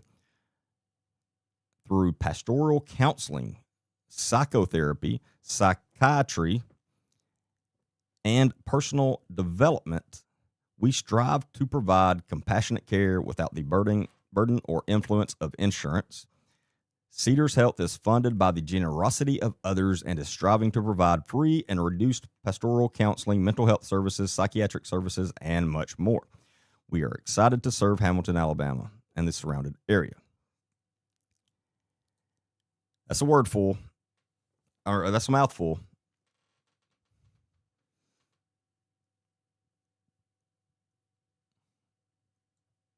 So, and again, I want to be very clear. I'm not saying this guy has bad intentions. I'm not saying that at all.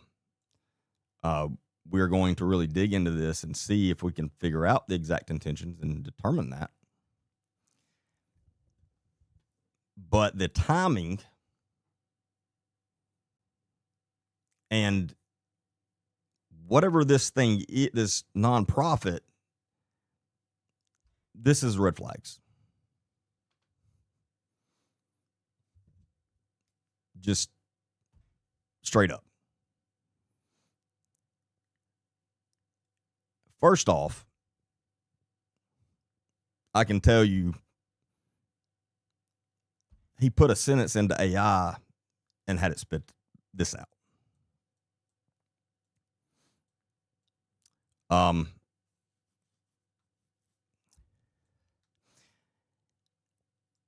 Some things that stand out to me the first time I read this. I am a pastoral counselor. I am not a licensed therapist.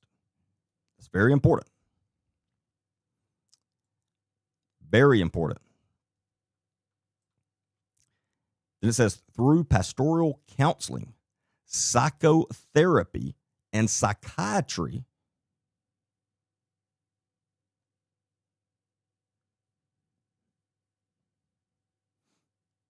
It's very sus, as the kids these days say. You're not a licensed therapist, but then you say through psychotherapy and psychiatry?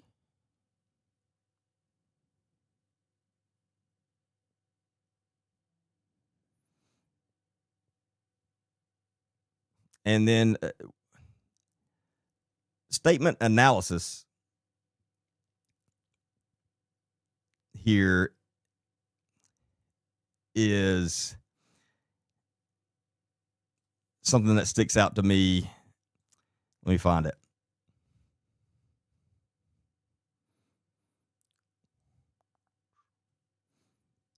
Free from insurance pressure. And then here it says,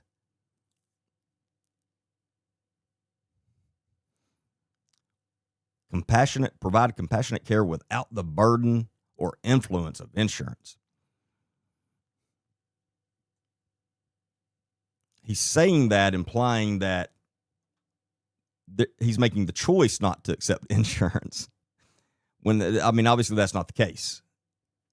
There's no insurance in the world that would pay for this therapy with someone that's completely unlicensed. And this is back to what I was saying earlier. I don't know this guy's background.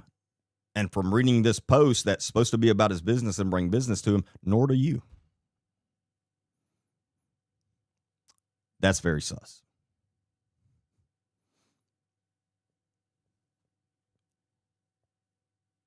Instead of telling his background, which is what he should be doing, if he wants people to trust, number one, donating money to this, and again, with the timing in the exact same town where the ramp operates,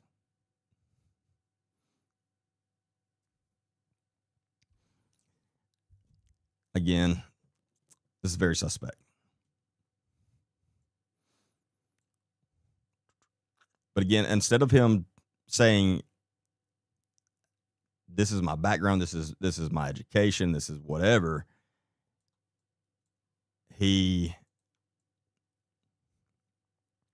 tells this long story that doesn't say anything.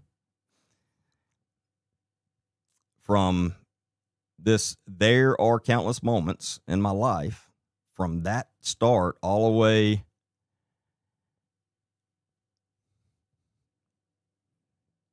down to this, and I've not been able to think about much else since.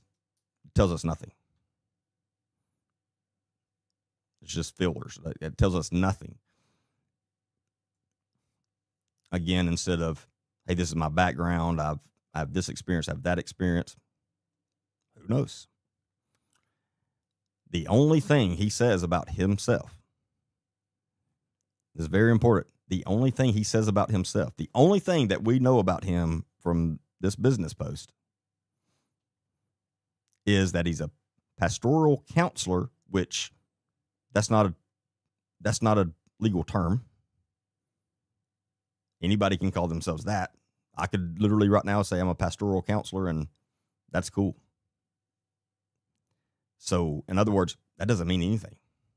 It doesn't mean anything. So we know that about him, which, again, doesn't mean anything. And then we know he's not a licensed therapist. And he's wanting people to give money and donate money to this cause, this calling, as he says. And again, it's quite the coincidence that this is the timing of this and that it's in Hamilton, Alabama.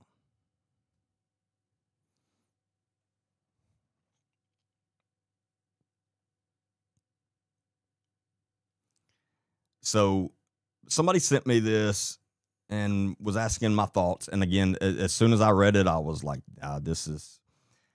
And so I am talking about this and bringing this up because I want to make you aware, because I know a lot of people in that area now are watching me, and I want you all to be aware this is a bunch of red flags.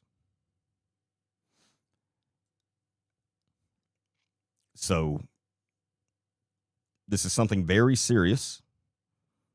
When you're offering counseling to people, and then you also post psychotherapy and psychiatry. To practice psychiatry, you literally have to be a medical doctor. And again, we have no idea what this guy's qualifications are. My point in that is he doesn't have any qualifications. If he did, he would have listed those. So, but I wanted to bring this up again. This is nothing personal towards this guy. He may be a great person. I don't know. From this, unless he gets a better business plan here together or something and puts out something, do not give this guy or this thing money at all. Don't. And definitely don't trust him with your mental health.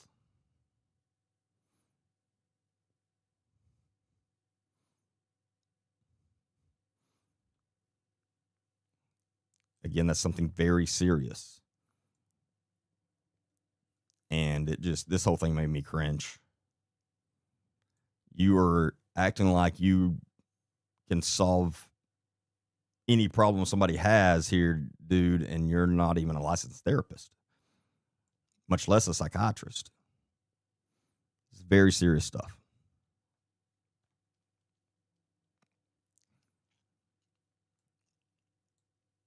Oh, yeah, I do remember that. So this guy's the Chamber of Commerce president there. Does anyone know what this guy does for a living?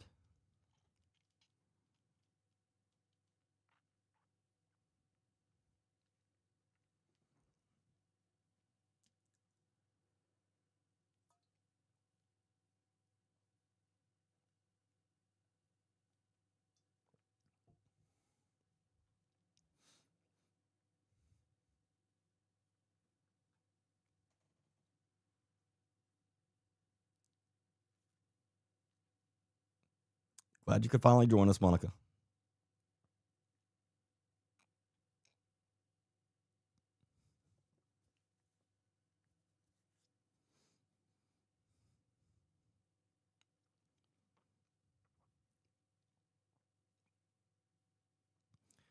Doc, for you, I don't, and I'm not even looked for them, but I don't, with it being juveniles involved, I don't even know if we could get our hands on that. But I will check. I've been meaning to look and see, but I haven't even done that yet, but I will look and check.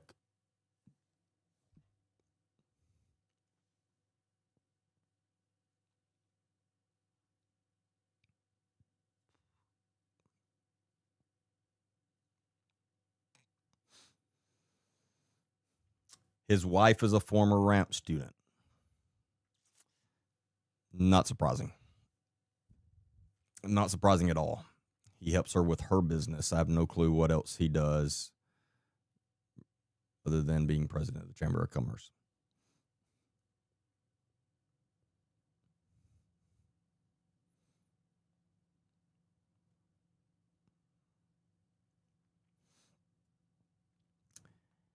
Wife, a former student.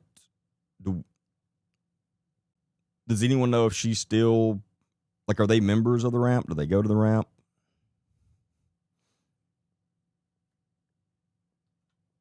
Because I'm telling you, I don't believe in coincidence and the timing of this and the area.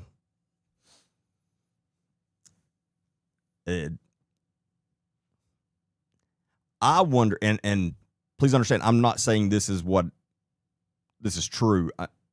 This is what I wonder, and this is one thing we're going to look into and try to figure out. Was he on staff at the ramp, and he's just been one of the ones that they had to cut off because they're having to come up with all the money they can, and so he's just hey, I can just go do this by myself. And I'm not saying that's the case, but it wouldn't surprise me if that's the case. Because we know they have stopped paying a lot of their staff, selling everything. So, but we will find that out very soon. But again, I wanted to bring this up because I want everyone to be aware that I would not feel comfortable giving this nonprofit money at all. And I would not feel comfortable sending someone that I care about with mental health issues needing to talk to this guy that we have no idea what his qualifications are. So Melissa says they do not go there anymore.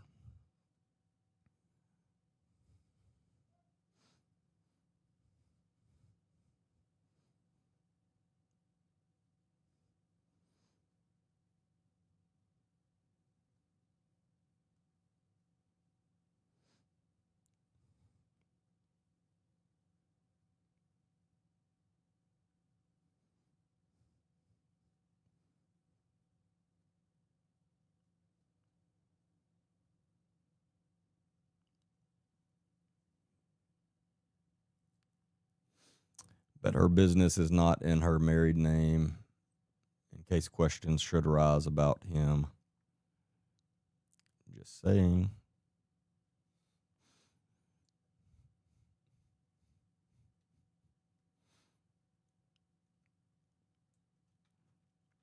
But yeah, I wanted to go ahead and just bring that up tonight because he's apparently up and operating, and I don't want.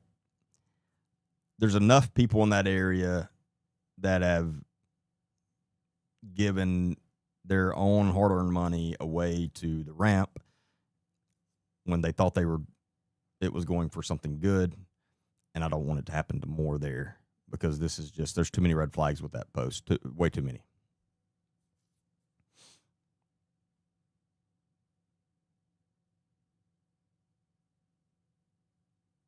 I'd be curious as to where this nonprofit will be operating out of.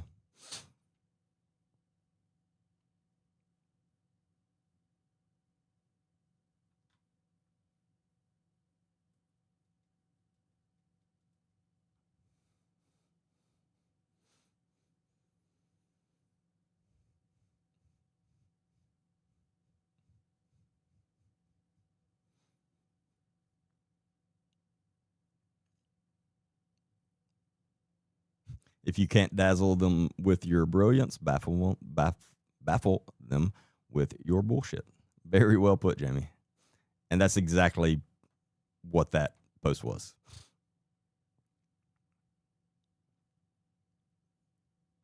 Again, when you step back and look at it,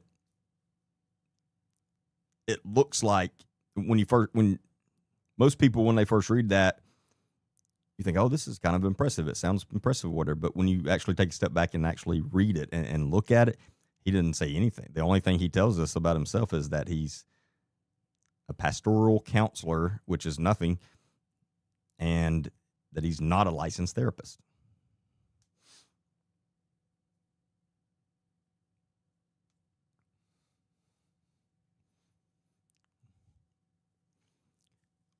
Wait, can regular people go to this or just pastors? From what I understand, again, I'm not 100% sure, but from what I understand, anybody could go to it.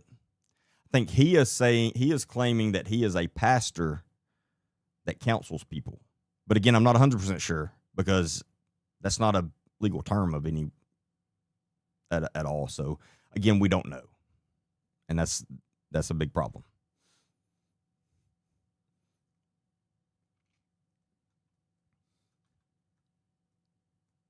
Yes. So the Mark Dollar, let me bring that up and we'll discuss that for a minute.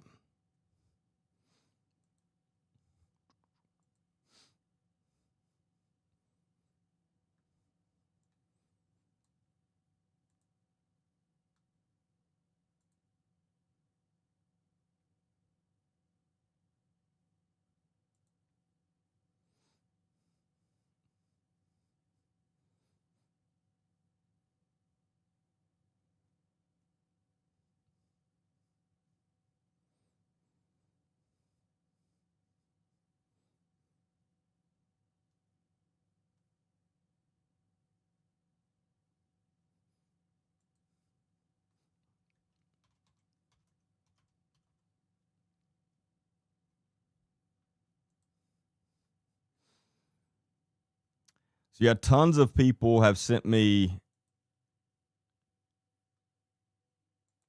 this guy's mugshot with this story.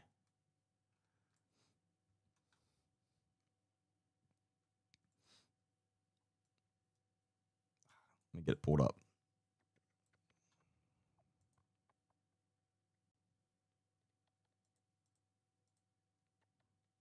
There it was. There we go. Nope. That's not the story.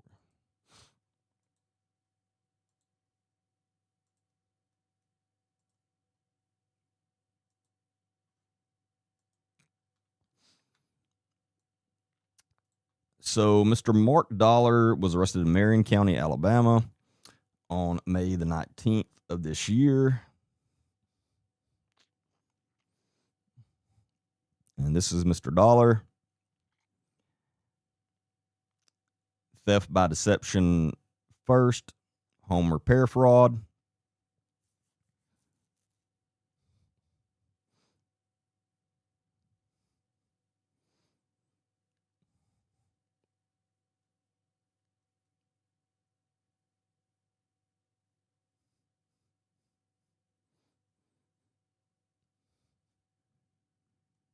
I guess there's not necessarily a story.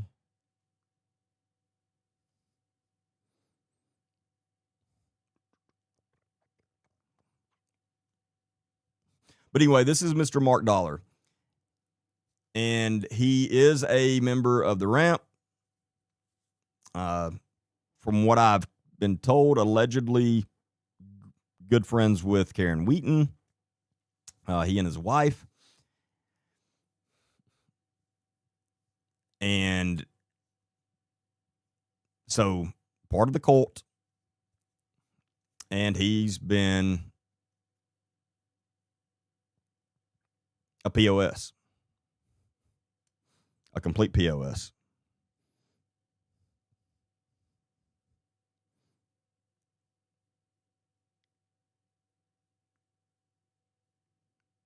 Hello. I have to wave at somebody. But this theft by deception, home repair fraud, and again, he's not been convicted of this yet, but I have heard from one of the victims. He took a very large. They had some damage to their home, and got a large insurance, claim to repair their home. He took that money, well over $100,000. He did a little bit of the work, not much at all, but the work he did had to be completely redone. He didn't do it correctly or anything. And I can't remember the exact numbers. Don't quote me on these numbers, but it was something around, let's say he did $10,000 worth of work at the most. But he took over $160,000 and just was gone. And apparently it's not just one victim. He's been doing this. So this guy's a piece of shit. You don't do that to people. I have no sympathy for this guy at all. That's as sorry as you can get. This is some of the people that Karen Wheaton surrounds herself with.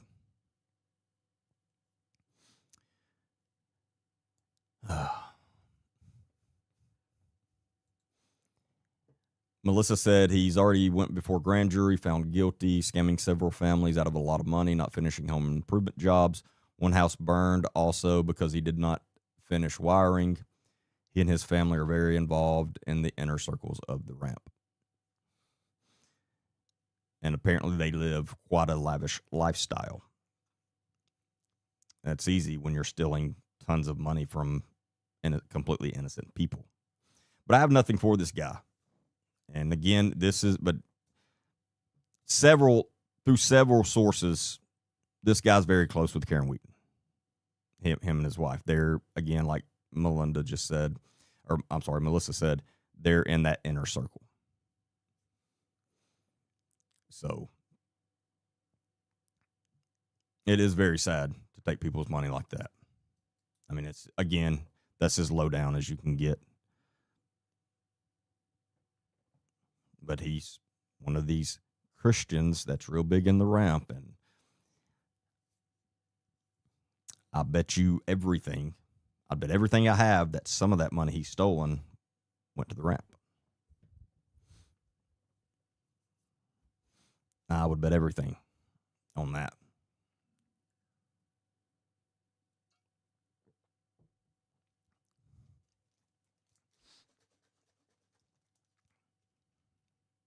Yeah, he deserves to be called out, and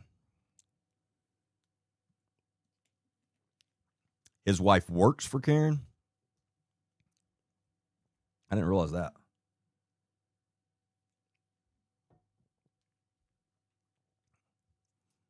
I knew they were in that, like Melissa said, that inner circle, very, very close with Karen.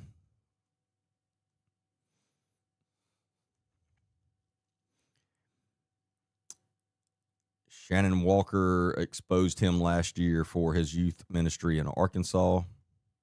Is this the same? Oh my God, I think I just put that together. Is this the same ones? No, this isn't the same. This is not the same people that had all the children, right? That's not the same ones.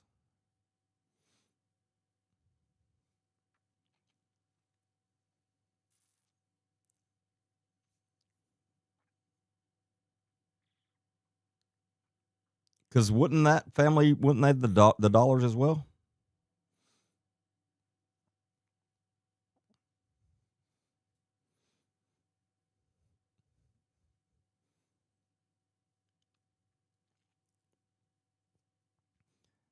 Oh, I bet everything. Some of the money went to Karen. Like I said, either the ramp or Karen. I mean, if it goes to the ramp, it's going to Karen.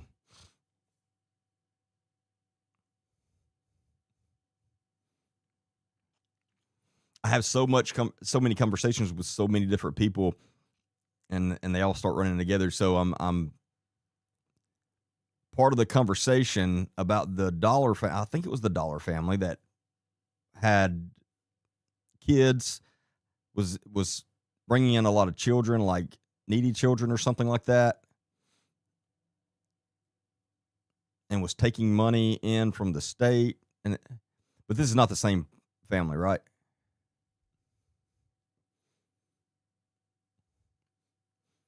It is? Wow.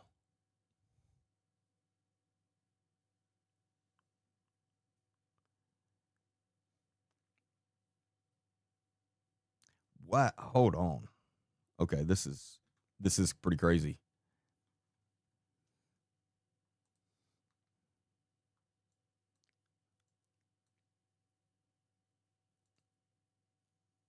This is pretty crazy.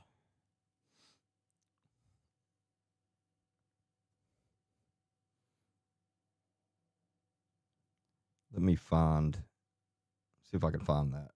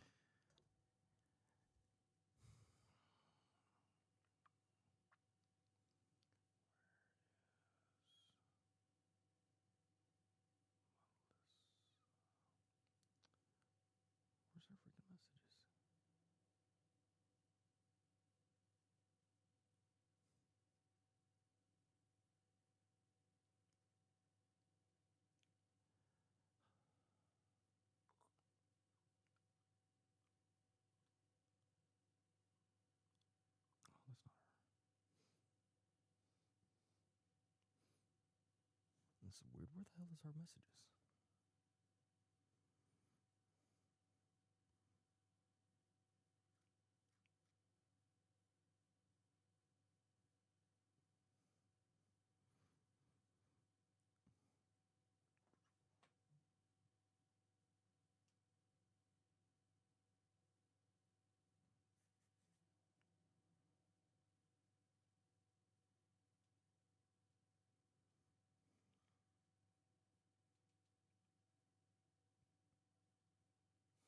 I can't find it right now, but I'm gonna put all this together. I did not realize till then that this is the same family. So this is a whole other. Yeah, this is making a lot more sense now. But I'll put all that together and we'll discuss that Friday night for sure because that's very interesting. It says a lot. Wow. I remembered that the dollar name and then it just hit me.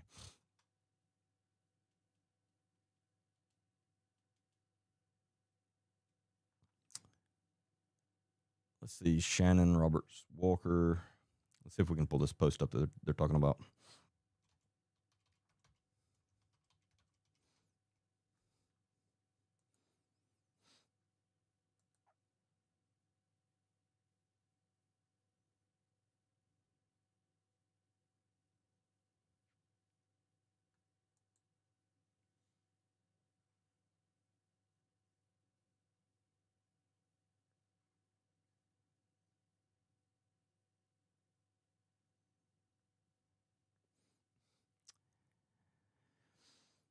It is Mark and Leslie Dollar, who ran Adullam Youth Outreach in Russellville from 2007 to 2021, are now at the ramp in Hamilton, Alabama. More than 50 people and climbing have come forward with stories of mistreatment. This includes my own story, and this is Shannon Roberts Walker on Facebook. And many more families, friends, and churches have been left confused and affected by their judgment and abuse. They do more harm to the majority of people they interact with, and I won't stand by any longer. They still take in teens and RSM students from the ramp. They brag about what they've done for people, meanwhile basing it on their own narcissistic views of themselves rather than the truth of the matter. Dozens and dozens of people abused and exploited and left with complex trauma.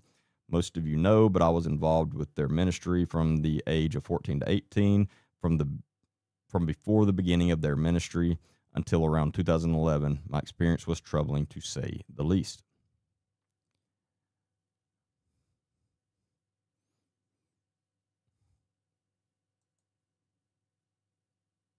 Trigger warning. We'll go ahead and play this. I know so many of you are interested in listening to it. And I'm telling you, this is pretty crazy.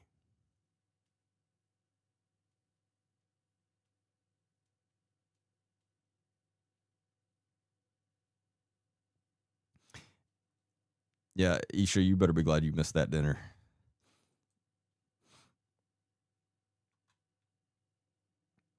Will be talk of religious abuse, things like SA, things that people may find triggering if you have been in situations where you feel oppressed or controlled. I began sharing my story around mid-January of 2025, exposing things that had gone on in a cult that I was involved in my small town of Russellville, Arkansas. The reason I started sharing my story was that there were a few whistleblowers that had come forward about a ministry called The Ramp in Hamilton, Alabama. I had been to The Ramp many times with my own cult, and we used their teachings a lot.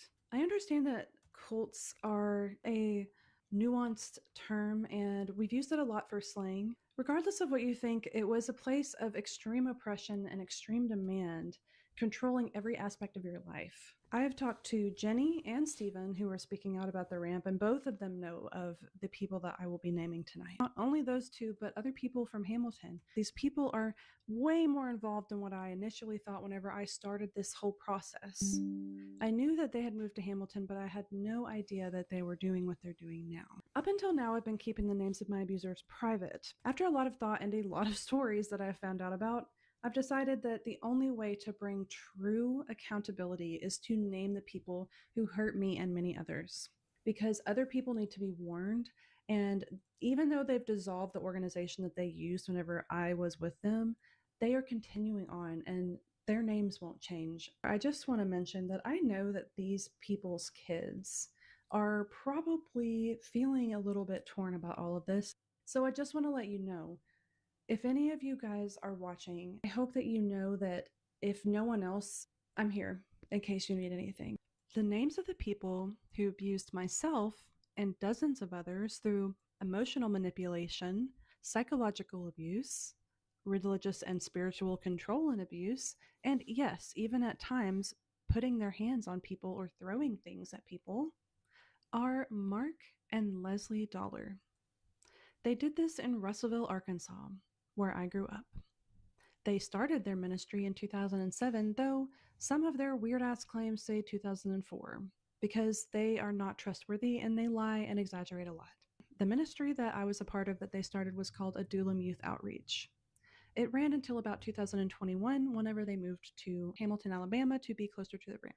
Let me tell you a little bit more about their backgrounds, and then we can get more into the story of how they began my cult and then how they got into the ramp now. Mark grew up near Atlanta, Georgia, and he said that he had a single mom. I believe he reconnected with his father later on. He often talked about how his mom slept with a lot of men, and he was aware of it. I feel like there were some weird conversations around that, but essentially he thought he was the man of the house and his mom slept around a lot. Leslie grew up in Searcy, Arkansas, and she claimed that she slept around with a lot of people. She said that she was forced to get an abortion whenever she was 15 or 16 by her parents, and that this had a lasting effect on her. She usually focuses a lot more in her testimony on the hundreds of people she hooked up with. The two of them eventually met at Asbury Seminary College in Kentucky. Leslie said that they had a dream or whatever. You can actually see more about them on a Ramp podcast, and they talk about their love story, yada yada. Just so you know, Stephen Womack was also on that podcast, and this was back around 2018. So if you need confirmation that he knew of them and was around them, then there's your answer. Anyway, there are a couple of weird different versions of this dream that they had to have a youth outreach together. Initially, with my group, which was the original starting group of Adullam Youth Outreach, Leslie had always told us that she did not want to work in a youth ministry. She did not want to be a youth pastor, and she didn't like kids. I swear, she said it all the time.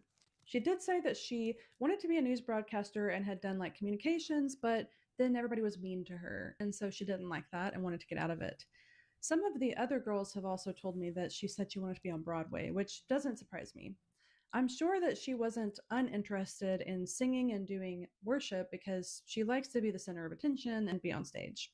Just a side note, her and her daughter were the only ones allowed to sing because they were the shining lights. That was Leslie and her daughter's thing. Anyway, she told us that she didn't want to be around kids, and we obviously knew it from the way she treated us. But in a more recent version on that podcast that I mentioned, she says that she actually wanted to start a home for girls, for people who had gone through things like she had gone through. In that version of things, she says that Mark actually wanted to preach to adults and didn't want to do youth. I have never heard that version of things before. I'm sure there's a reason for that. Regardless, they ended up doing youth ministry and youth worship, and they worked in the Methodist Church for a while before they came to Arkansas and started working with the true poors. Yes, the true poors, the motherless and fatherless generation, and also somehow a perfect breeding ground to make a lot of money. I shouldn't laugh, but what do you do? It was around the early 2000s, and pretty soon they learned about the ramp and Karen Wheaton and Chosen, and they loved the look of this. They loved the feel of it. They said that they found something, a heart for God, a desire for kids that they'd never seen before, and they didn't want something cookie cutter. However, it was cookie cutter because you have to look that way to be in their thing and be doing it right. Pretty soon, as I mentioned in my last video, they were kicked out of the current church they were in, and this was around 2007. This was when I was with them, not only as a kid in the youth group, but I was also on their ministry team. You can see my old video for that. They were made to leave the church, again, for being disruptive, because we had to go in there and act all crazy, dancing and screaming, to disrupt, essentially, because we were awakening a generation. Around then, I've never known someone that got kicked out of a church, by the way. Does that happen often? Like, it sounds really bad. Well, we got kicked out of that church. they started what would be known as Adullam Youth Outreach, which they dissolved whenever they left Arkansas in 2021. Why do they do that? Do they have something to hide? Something you don't want people to know? Maybe a reputation you don't want to go with you? Because in the podcast, you said you were still planning on doing it and that the ramp was a perfect place to get kids to come in and to help them gain skills. Maybe it was the 50 or more victims, or maybe it was the survivors group that we started in mid 2020 around COVID that you found out about and freaked out about. Guess we'll never know. The depravity that these people stooped to and the way that they treated us because they knew that they could get away with it is sickening. Pretty much all of the stories that you've been hearing about the ramp are also true for the cult I was in. There was constant scrutiny and control to the point where they had to have a watchful eye on everybody. If you worked somewhere they approved and that they liked and that they had other people where you could be watched. If you went to school where they were. That's In a fact, I cult. also found this Facebook post where I had actually said that they wanted me to move from my school in Pottsville back to Russellville so that we could be in unity. And I remember that happening, and they convinced me to move there. And also, that was whenever they started really cracking down on us about, hey, you're not supposed to be dating and you should choose not to date. They did sozos. They had outstanding rules and regulations. They had people minister in a ministry team and share their testimony when they were far too young to be sharing details that were personal about their life in that way. Far too young to be able to consent to doing that, myself being one of those people. They really enjoyed these types of testimonies because they were shocking and they got people's attention, and they made them look like they were doing a really good thing for harmed teens. They kept us from our families and told us that they weren't good for us and they didn't know what was best. They obviously weren't spiritual enough, and so all of us had to leave. It can't get more cultish than that. I mean, that is exactly what cults do. They pull you away from your family and your friends, and they isolate you, and they convince you, they brainwash you into, hey, your whole family, your friends, they're bad, they're the devil, you got to stay away from them. That is a huge red flag. If you're in any type of organization and they start that, you need to realize what's going on.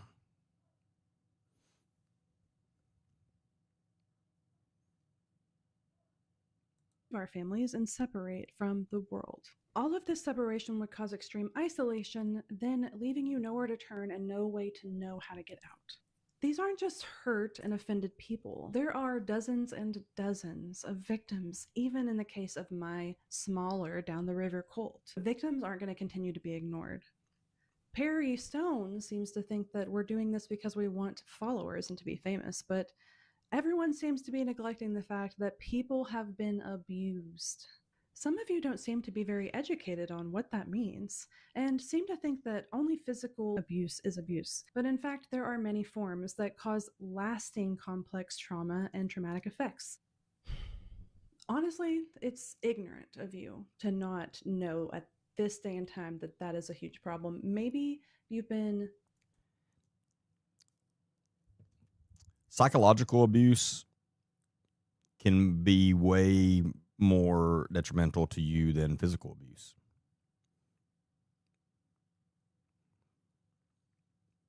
And unfortunately, she is right and correct that there's still a lot of people that don't look at psychological abuse as abuse, and they don't treat it as such. Definitely another part of the culture that we have to change and fix.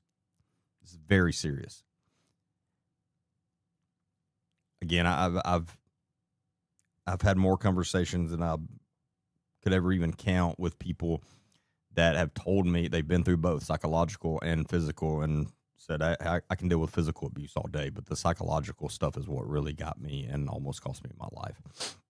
They're both horrible. Don't get me wrong. I'm not downplaying physical abuse, obviously, but she's exactly right, and that's very sad.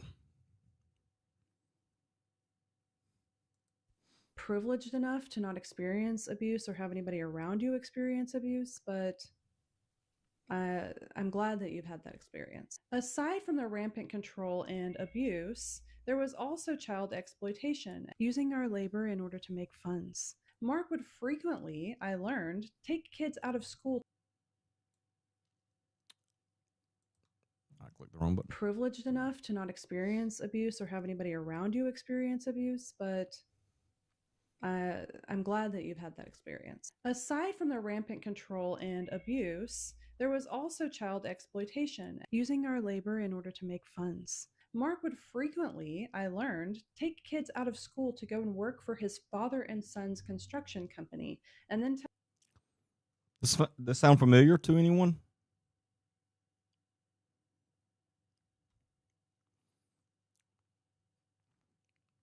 I mean, this is exactly what Karen Wheaton and the Ramp College does.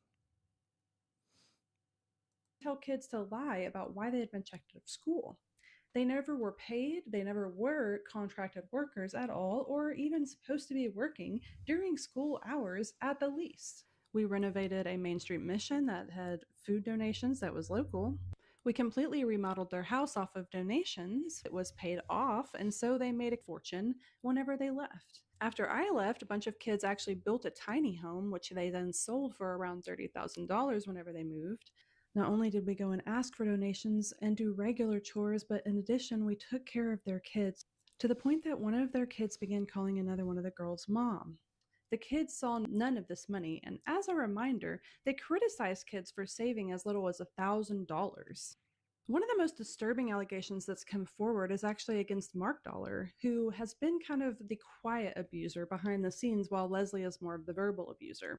As I've stated before, Mark admitted and says openly in his testimony that he was addicted to pornography, and in fact, pornography was found on his work office computer that was moved from the church into their home upon setting it up by some of the teens that were living there at the time. This was daughter and father pornography, and it really just kills me to even say that. That matters whenever you're dealing with girls and teens living in your home. What's even more disturbing is that apparently Leslie did not like the fact that he would have late night movie nights and invite the girls over after she went to sleep, and he would have these girls over and watch movies like Fast and Furious or other movies that had some questionable scenes that they usually were very against, and then ask the girls to massage his feet with lotion in the dark. That's grooming behavior if I've ever heard of it. I definitely know that This guy is a sick POS. And he's still living in Hamilton right now. Jesus. This is the kind of people that the Ramp has brought into that area. Not only is Karen Wheaton trying to destroy the area from buying up all these buildings and properties and just letting them sit and rot down, the type of people she is bringing in. I mean, she is doing everything she can to completely ruin that entire town and community. This is crazy and very sad. I'm definitely starting to understand a lot more as to why the actual people that live there and are from there can't stand the Ramp, want them gone, and have all these issues with them. I mean, it makes all the sense in the world now. he texted the girls often. At one point, there was a girl who was given a phone, and he and another adult man were able to read her text messages because her phone was connected to their Apple Cloud. How is that appropriate at all? This was not with her permission. She found out about it later, after thinking that they had been so nice to her to give her a phone. Another weird thing that apparently happened after I left is he got into this kick of them calling him Daddy Mark. And daddy and mommy was a huge thing, and that's just super weird, especially considering your pornography choices. Wow. Whenever I was there was nothing overt, but there were a couple of things that I do find odd in retrospect. I think I've mentioned this in my past videos, but one time we were at a water park and I mentioned something about feeling kind of boyish because I had short hair, and Mark said, "No, you don't look like a boy." It was the way he said it that's a little odd. And another time, whenever we were folding laundry, and he held up my shirt and said that it was so small.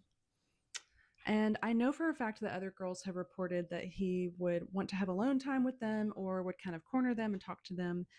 He would tickle them whenever they did not want it. I'm not saying that it was intentionally to try to make them feel uncomfortable, but... Oh, it was intentional. Any normal grown man knows that's completely inappropriate.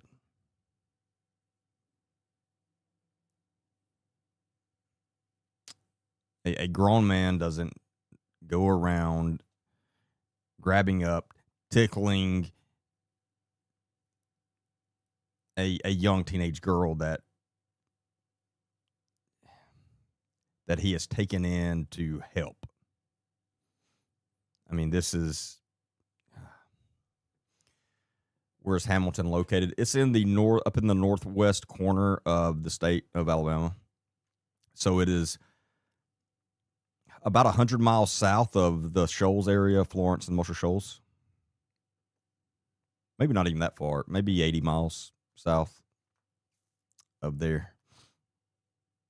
And about maybe 100 miles northwest of Birmingham. But you don't just touch people, especially if you're a male minister, with girls who are like living and working alongside you. Especially if you're a minister in general. Somehow people seem to be forgetting that there are serious allegations and you need to stop touching people. Like, just keep your hands to yourself. As I said, they have exploited kids and made people feel uncomfortable. This is the kind of stuff I was talking about Monday night on teaching your children at a very young age that it is their body, and if someone's touching them that they don't feel comfortable with or they don't want touching them, stop teaching our daughters, especially in the South, that they don't need to be rude. That's exactly one of the issues here. Most of these girls were probably taught, don't be rude, be respectful. No. We need to teach again, and this is from the time they can talk. You don't have to touch anybody you don't want to ever. You don't have to hug anyone you don't want to ever. And if someone is trying to touch you that you don't want to touch you, or you're not comfortable with, tell them very blatantly.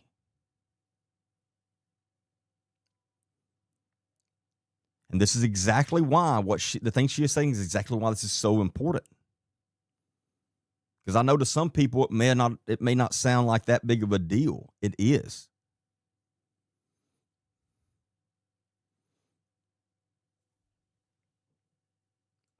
They have made a lot of money off of this. There's some kind of website where you can compare nonprofits, and I will put the screenshot of where I found this right here because it's available to all of you. How do they rank nationally? And then in assets, like I said, they had the house and they had, vans donated to them and houses built, all off donations. Okay. Somehow they are in the top 9%. I can't remember if it's nationally or for Arkansas, but I will put it here. But obviously ranking very, very high, very, very high. Now, I've shared their tax information and I'll put some of those screenshots here too, but they were making big buckaroos. At one point, obviously, they made like 250K, and there's just no way that they can justify that amount of expenses. So they had 100K in revenue, but I really feel like there's a lot of suspicious things around their reporting of expenses after they did register as a 501c3, let alone before they registered as a 501c3. Because all of the food and the clothing, people have told me that they did not even have underwear without holes in them, that their parents would give the dollars money to go and get them things they needed, and they would not see that money. Meanwhile, their kids have Nike clothes. They have the best iPhones, they always had the best TVs, and they could get and wear anything they wanted. So whenever I started researching and looking through their Facebooks, you have a Dodge Charger that you're selling for $10,000. So they've had a really nice car. Obviously, it's said that it's been kept up and kept well kept, so that their son could drive it. Now, in my other video, I also put a clip from the podcast The Dollars Were On where they said that somebody paid cash for them for a house in Hamilton. And apparently, from what I've heard, that house is like right behind the ramp, and they take second year students. I found this Facebook post where it says the Grace House and a picture of Mark here in the photo serving these people at the Grace House. So, how did the dollars weasel their way into the ramp so seamlessly? I ask myself this question, but after research, I think I've really come to the conclusion that they used their children. All of their children were essentially pigeonholed into going to RSM. I mean, we were discouraged from going to college. It was very much more discouraged to really stay with them. That was the only option, especially whenever I was there. I mean, that's one of the reasons I felt trapped. And as I said in my story before, I tried to off myself because I literally felt like I couldn't escape. We were just told, like, you need to go into ministry. And so their kids were pigeonholed into the ramp, of course, because that's where they wanted to go. And that's how they quickly got in on it. And then I'm sure when they started getting more contact and going on things like that podcast where they are just sucking up so badly about Karen and the ramp, it was just easier for them to slide right in. And so now they're connected and they're working alongside them. And that's one of my main reasons for speaking out and joining this. Never thought that my little cult would be involved in something that would have hundreds and hundreds and hundreds of allegations brought against them. But also not surprised. One of their daughters seems to have stayed around the ramp and is possibly leading youth or doing some ministry or worship of some kind. I can also see their kids on stage all the time, including their younger kids. One of their younger kids, even though you can find this stuff, I'm not going to show their faces on my channel, but one of their kids was even in an article about being overcome by the Holy Spirit. And one of their daughters obviously shared it because they know Jesus more than anyone. This is the example of Jesus. And if you want to know this example of Jesus, then all you need to do is let them know and they'll help you do it. On Mark's Facebook, he shares several posts about loyalty and the enemy regretting the day he brought oppression over you, and about two wrongs not making a right. Seems to be a little bit set on accusations and stuff. He also followed OCI, which is Perry Stone's ministry. He's been following him along with Karen Wheaton, of course. They share content about the ramp all the time, and here's one with Leslie having the ramp as, her bio. Supposedly she teaches there, although I can't find proof, but I wouldn't be surprised. Speaking of money, aside from the cars, they have a very nice house that obviously somebody paid for. They have nice clothing. They also have their kids in sports, and rightly so. Their kids should be able to go and do extracurricular, as we should have been able to go do extracurricular. We were never allowed to be in any extracurricular besides their ministry team, but their kids are obviously driving nice cars, going to ballet, going to track and football, becoming these, athletic stars. And there's a girl in one of these photos. I don't know who this girl is, but they have somebody living with them. And I've seen another post of her on there. So they are still taking in teens in some capacity. And from the people who I've talked to who are in Hamilton or in RSM, the people who are living with them still kind of seem like frazzled. They're on the verge of a breakdown. They are obviously being controlled by Mark and Leslie just the same way we were and treated that's the same way we were, on pins and needles. So what's next in this journey? I'm going to continue giving you guys live updates as I have them, and I'm also going to be interviewing some more survivors from my own cult, some of them who have been around the ramp and some of who weren't. But I believe that the dollars only got more and more in the ramp as I left, and I left in 2010, 2011. And so there was just a lot more involvement with the ramp after that. So you're going to be hearing stories from my own cult's perspectives, as being somebody who was just on the outskirts of the ramp and kind of tethering into Karen Wheaton, if not already in that ministry. But that is why it is so important for me to share my story and to join in with these others who are whistleblowers, because people who mistreated us are there. There are numerous other people who are being investigated and who have had mistreatment, SA allegations. This is a broken system, and you want to see why people don't want to go to church here. This is it. Religious trauma is really hard to come back from because religion is the trigger. So please be aware of that. I myself have reached out to the Arkansas Attorney General, who then directed me to contact DHS. After reaching out to DHS, I kind of consulted with them, and they said, well, if there's an FBI investigation of some of the people, then you need to put in a tip. And I sent in a tip. I haven't had anything else since then, but I am hoping that this will be looked at. Regardless, I think spreading the word is really important so that other teens don't go through what I did. I don't think that these people need to be doing this anymore. It's not something you're good at, okay? You're not good at it. let it go. I remember one time Mark was really set on this saying, because, there's a lot of jargon that goes into cults. He got onto this one saying that his experience trumped that person's belief, meaning that his experience with God trumped the belief that God isn't real. I just want to say, our experiences of abuse, the multiple experiences of abuse, those experiences trump, Mark and Leslie Dollar, your belief that you did not do it. It happened. You need to seriously evaluate. I don't want you harmed. I feel bad for your kids. I want you to be held accountable, and I want you to stop hurting people, because you've left a trail of bodies and victims in your wake. And I gathered the evidence on that as you decided not to look back at it. I've been working on my healing for a long time, and I do feel like I'm in a good place. And that's exactly why I can use my voice to help people who haven't been out of this stuff as long. And that's exactly why I'm pairing up with these people and speaking loudly and proudly. I'm not afraid to say what I need to say. I really appreciate all the support I've gotten so far, and the people who have just told me thank you for sharing, the people who have reached out to support me, the people who have told me they're sorry and that they want to be a better example. I cannot tell you not only how surreal this has been in my life and weird, but also healing and renewing and taking me in a direction I didn't know that I'd be going. I really just want to share the word and raise awareness about religious abuse and religious trauma, about what a cult is, about what it's like to be in a high demand like family or group, or somebody who tries to take away your autonomy and take away your ability to trust yourself. Guys, if you've watched this entire video, thank you so much for being here. In the future, I'm going to continue to talk about cults. I'm going to do interviews. I'm going to talk about psychology. I'm going to talk about abuse awareness. Maybe. And that is, let me make sure y'all know who that is so you can follow her, subscribe to her channel on YouTube.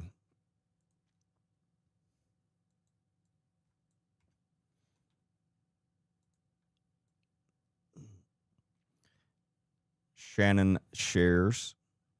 You see it down in the corner.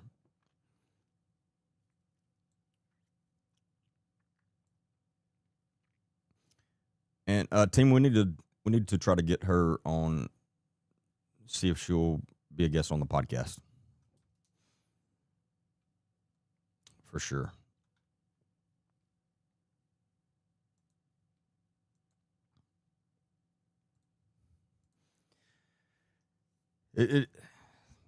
This whole situation, it gets crazier and more sad everything I learn about it.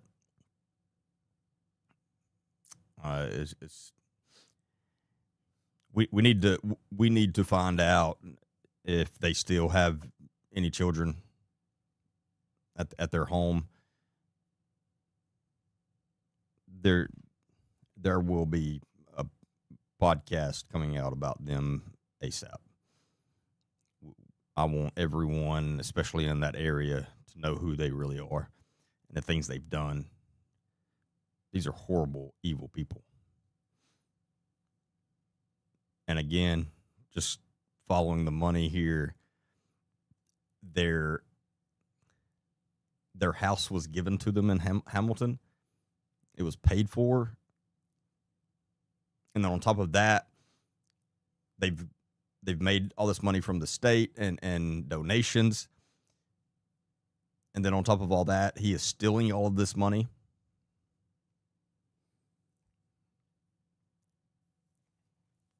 And I guarantee you some of the money he has stolen has gone back into the ramp. Again, there's a lot of issues here. And this pattern that we're seeing there out of the ramp and everyone that has anything to do with them is very, very troubling, to say the least. And we're going to keep digging and keep pulling more and making everybody aware. They ran out the bottom of their home. They literally lived in Samuel Bentley's home. Of course they did. Her name is spelled as Shannon, Shannon, and then the last name is Shares, Shares, Shares.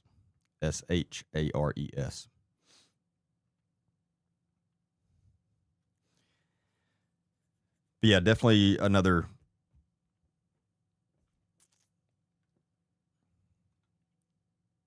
branch from Karen Wheaton that we've got to dig deep into and find out even more and get all of this exposed and brought up. Because we're not going to keep secrets, that's for sure. We're going to do the opposite of that. Remember, starting this next Wednesday night at 8 p.m. Central, my lives on Wednesday nights will only be on YouTube. So make sure you go subscribe to my YouTube channel, Agent D. Baker, so you don't miss the lives on Wednesday nights. Mondays and Friday nights will still be on all three platforms, but Wednesday nights will be on YouTube. So again, make sure you subscribe over there. And it's also one of the places you can find my full podcast. You can find my full podcast on YouTube, Spotify, and Apple Podcast. So make sure you go check those out. We've got some good ones that will be coming out in the next few days.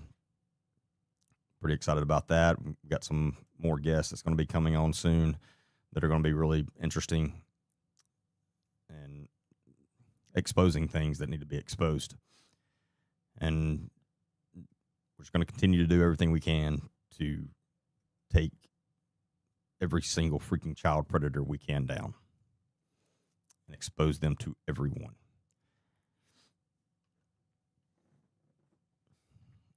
Our website is very close to being live. I mean, probably about another week, and it'll be live. Very excited about that. And again, on part of the website, I'm going to have a new training course on there it's called Predator Proof.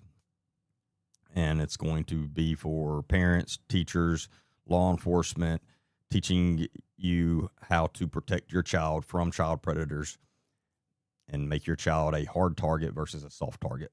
And it's a lot of information. This is a very in-depth course too. Again, it's not like it'll be a learn at your own pace, but it is everything that you ever would need to know is going to be in this. There's nothing about that world that you will not know about once you go through that full course. I mean, it is in depth. I've worked months now. I've been spending months. And that's why I have not been putting many podcasts and videos out. I've been putting, tons of time into that, and I'm very excited about it. I know how bad it's needed. And so, again, hopefully that'll be out within the next few weeks, and the website will be going out in the next week or two. So a lot of good things coming up and cool things. And then also when our website goes live, we will finally have our merch up on there. You can get that on there, and it'll be a really cool thing. So, but make sure if you're not following me, make sure you hit the follow button. I really appreciate that. And you can find me on any platform under Agent D. Baker, except for Facebook, and it's just my full name, Derek, D-E-R-E-K, Baker. But again, make sure that if you're not subscribed to my YouTube channel, make sure you go over there and subscribe to that so you can start catching, so you won't miss the Wednesday night lives. And the reason that we're doing that is because there's a lot of things that I can be more real about and be more open about on YouTube versus TikTok and Facebook. So we have to be so careful about the words you use and all that stuff. So the Wednesday night lives from now on are going to be really, really good, where we can just have real talks and not have to make up all these crazy. I mean, there's some things we still can't say, but you get the point. But it's going to be really cool. But again, a lot of good things coming up. I appreciate each and every one of you for being on here. I truly mean that. I can't do any of this by myself. I need all of you. Make sure you tell all your friends, family, to follow me and to subscribe to my YouTube channel as well, and check out all my podcasts. If there's anything I can do for you, don't hesitate to message me on one of the platforms, and I will get back to you as soon as I can. Sometimes it may take me a while. If you have any information about any cases, whether it be something I'm covering now or something you'd like to see me cover, send me a message on that, preferably email at agentdbaker315@gmail.com, agentdbaker315@gmail.com. And that's another cool thing about the website. When it gets up and going, there'll just be a link on there. You can go to the website, hit a button, and send me whatever information you're wanting to send me, or questions, whatever. It's going to be a lot easier. But make sure you send me all that information. I will never, ever repeat your name to anyone, no matter what. I take that very, very serious. So if you have sensitive information, message me and tell me you do. And then there's a separate secure app that we will discuss that stuff on. That way it's fully secure. And again, nobody can ever find out your name or anything like that. So, hey, thank you, Melissa. But yeah, we got a lot. We still got a lot of work to do, and with the ramp in Hamilton, and to bring all this out and hold them accountable.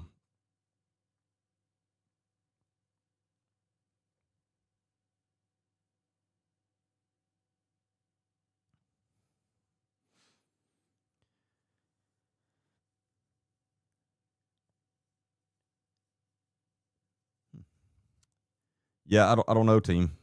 It is a little odd, but we'll figure it out.